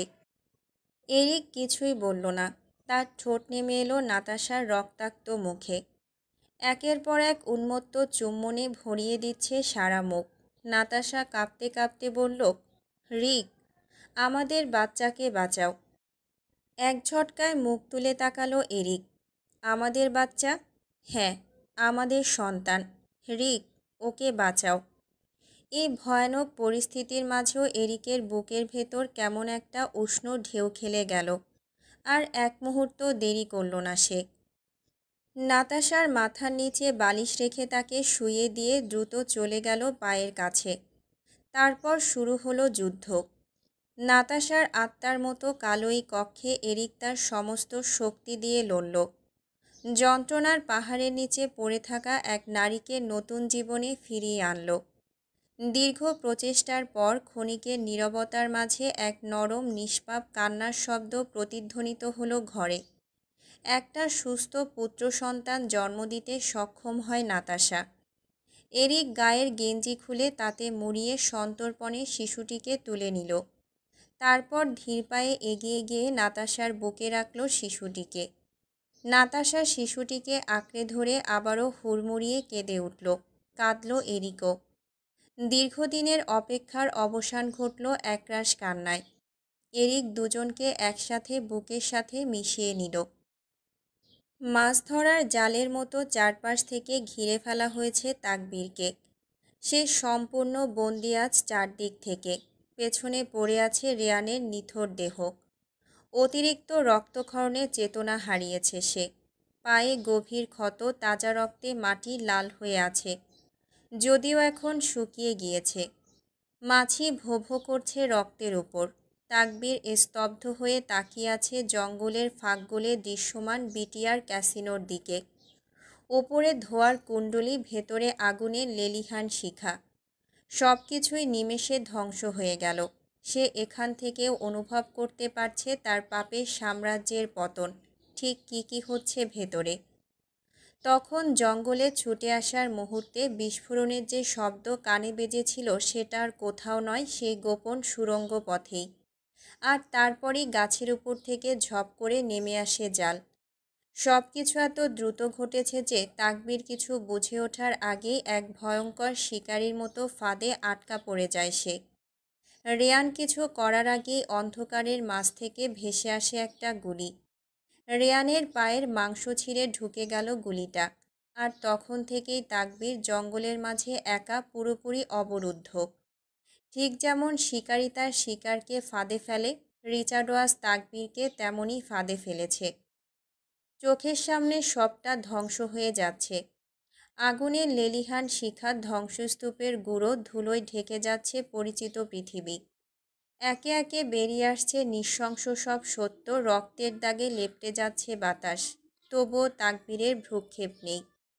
এই মুহূর্তেও সে শুধু ভাবছে তার এলোকেশির কথা। এই ভয়ঙ্কর সত্যগুলো জানার পরও কি এলোকেশি তাকে মেনে নেবে? একবারও কি ফিরে তাকাবে? বিশ্বাস তো কবেই ভেঙে গেছে। এবার কি তার চোখেও থাকবে না তাকবীরের কোনো অস্তিত্ব? সে অনেক কিছু ছেড়ে দিলেও পারেনি অনেক কিছু ছাড়তে। প্রতিশোধের আগুনে সে পুড়েছে, ছাই হয়েছে, অথচ মুক্ত হতে পারেনি। এই প্রতিহিংসাই তাকে এলোকেশীর কাছ থেকে দূরে সরিয়ে দিচ্ছে আজ, তাকে নিজের ধ্বংসের দিকে ঠেলে দিচ্ছে। ছোটবেলা থেকেই তাকবীরের গানের গলা ছিল অপূর্ব। আজ এই বিভীষিকাময় মুহূর্তেও তার কেবলই গান গাইতে ইচ্ছে করছে। ইচ্ছে করল না নিজেকে মুক্ত করতে। ধ্বংসের ভয় তাকে এতটা কাবু করতে পারেনি যতটা করেছে এলোকেশীকে হারানোর আশঙ্কা। বুকের গহীনে জ্বলে ওঠা শূন্যতার দহন মুছতে সে গেয়ে ওঠে, ও ভ্রমর রে, কইও কইও কইও রে ভ্রমর কৃষ্ণরে বুঝাইয়া, মুই রাধা মইরা যাইমু কৃষ্ণহারা হইয়া রে, ভ্রমর কইও গিয়া। হঠাৎ মাথার উপর থেকে জালটা খসে পড়ল। তাকবীরের ভারী পায়ের শব্দ প্রতিধ্বনিত হলো নীরব রাস্তায়।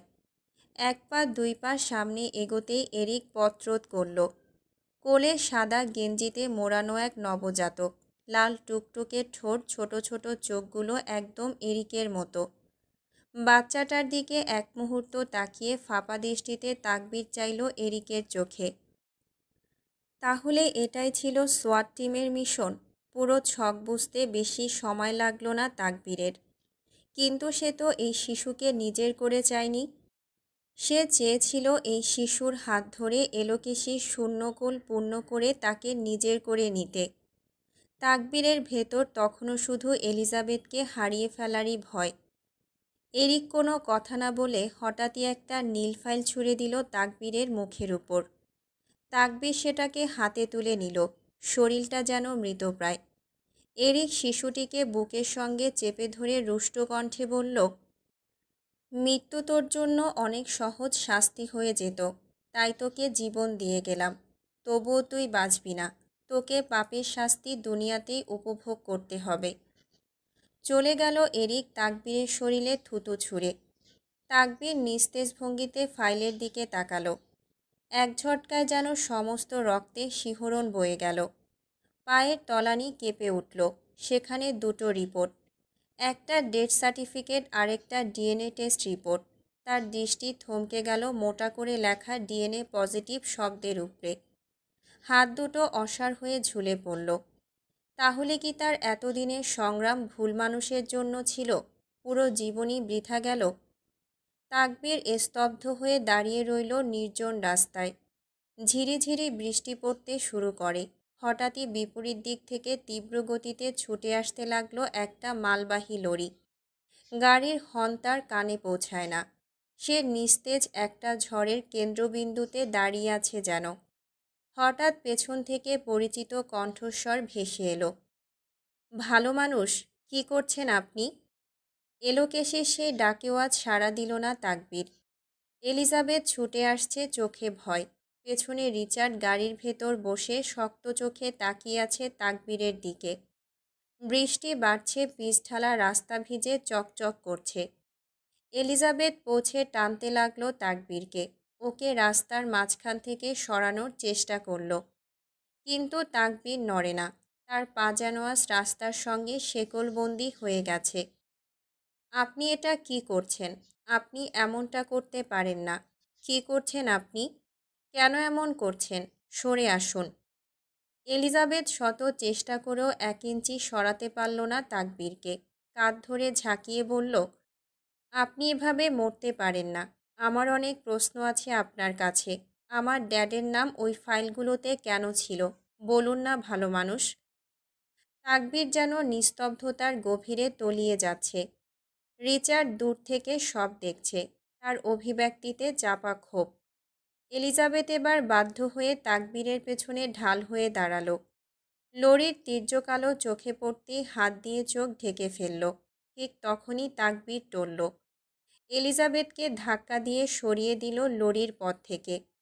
নিজেও ছিটকে পড়ে গেল। তাকবীরের মাথা গিয়ে আঘাত করল একটা ইটের উপর। মুহূর্তেই কপাল চিরে গেল। গাঢ় লাল রক্ত গড়িয়ে নামল রাস্তায়।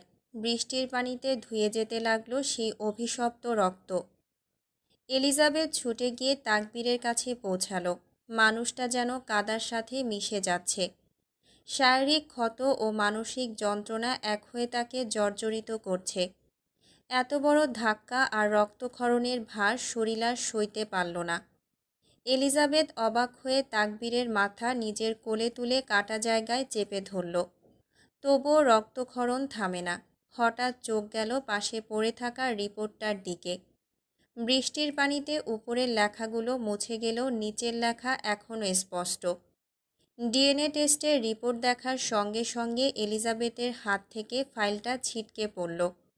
অবাক হয়ে তাকালো তাকবীরের দিকে। রক্তের তোড় ক্রমশই বাড়ছে। রক্তশূন্যতায় তাকবীরের শ্যামবর্ণ নীলাভরূপ ধারণ করছে। রিচার্ড এসে দাঁড়ালো তাদের সামনে। এলিজাবেথ উঠে গিয়ে রিচার্ডের বাহু আঁকড়ে ধরল।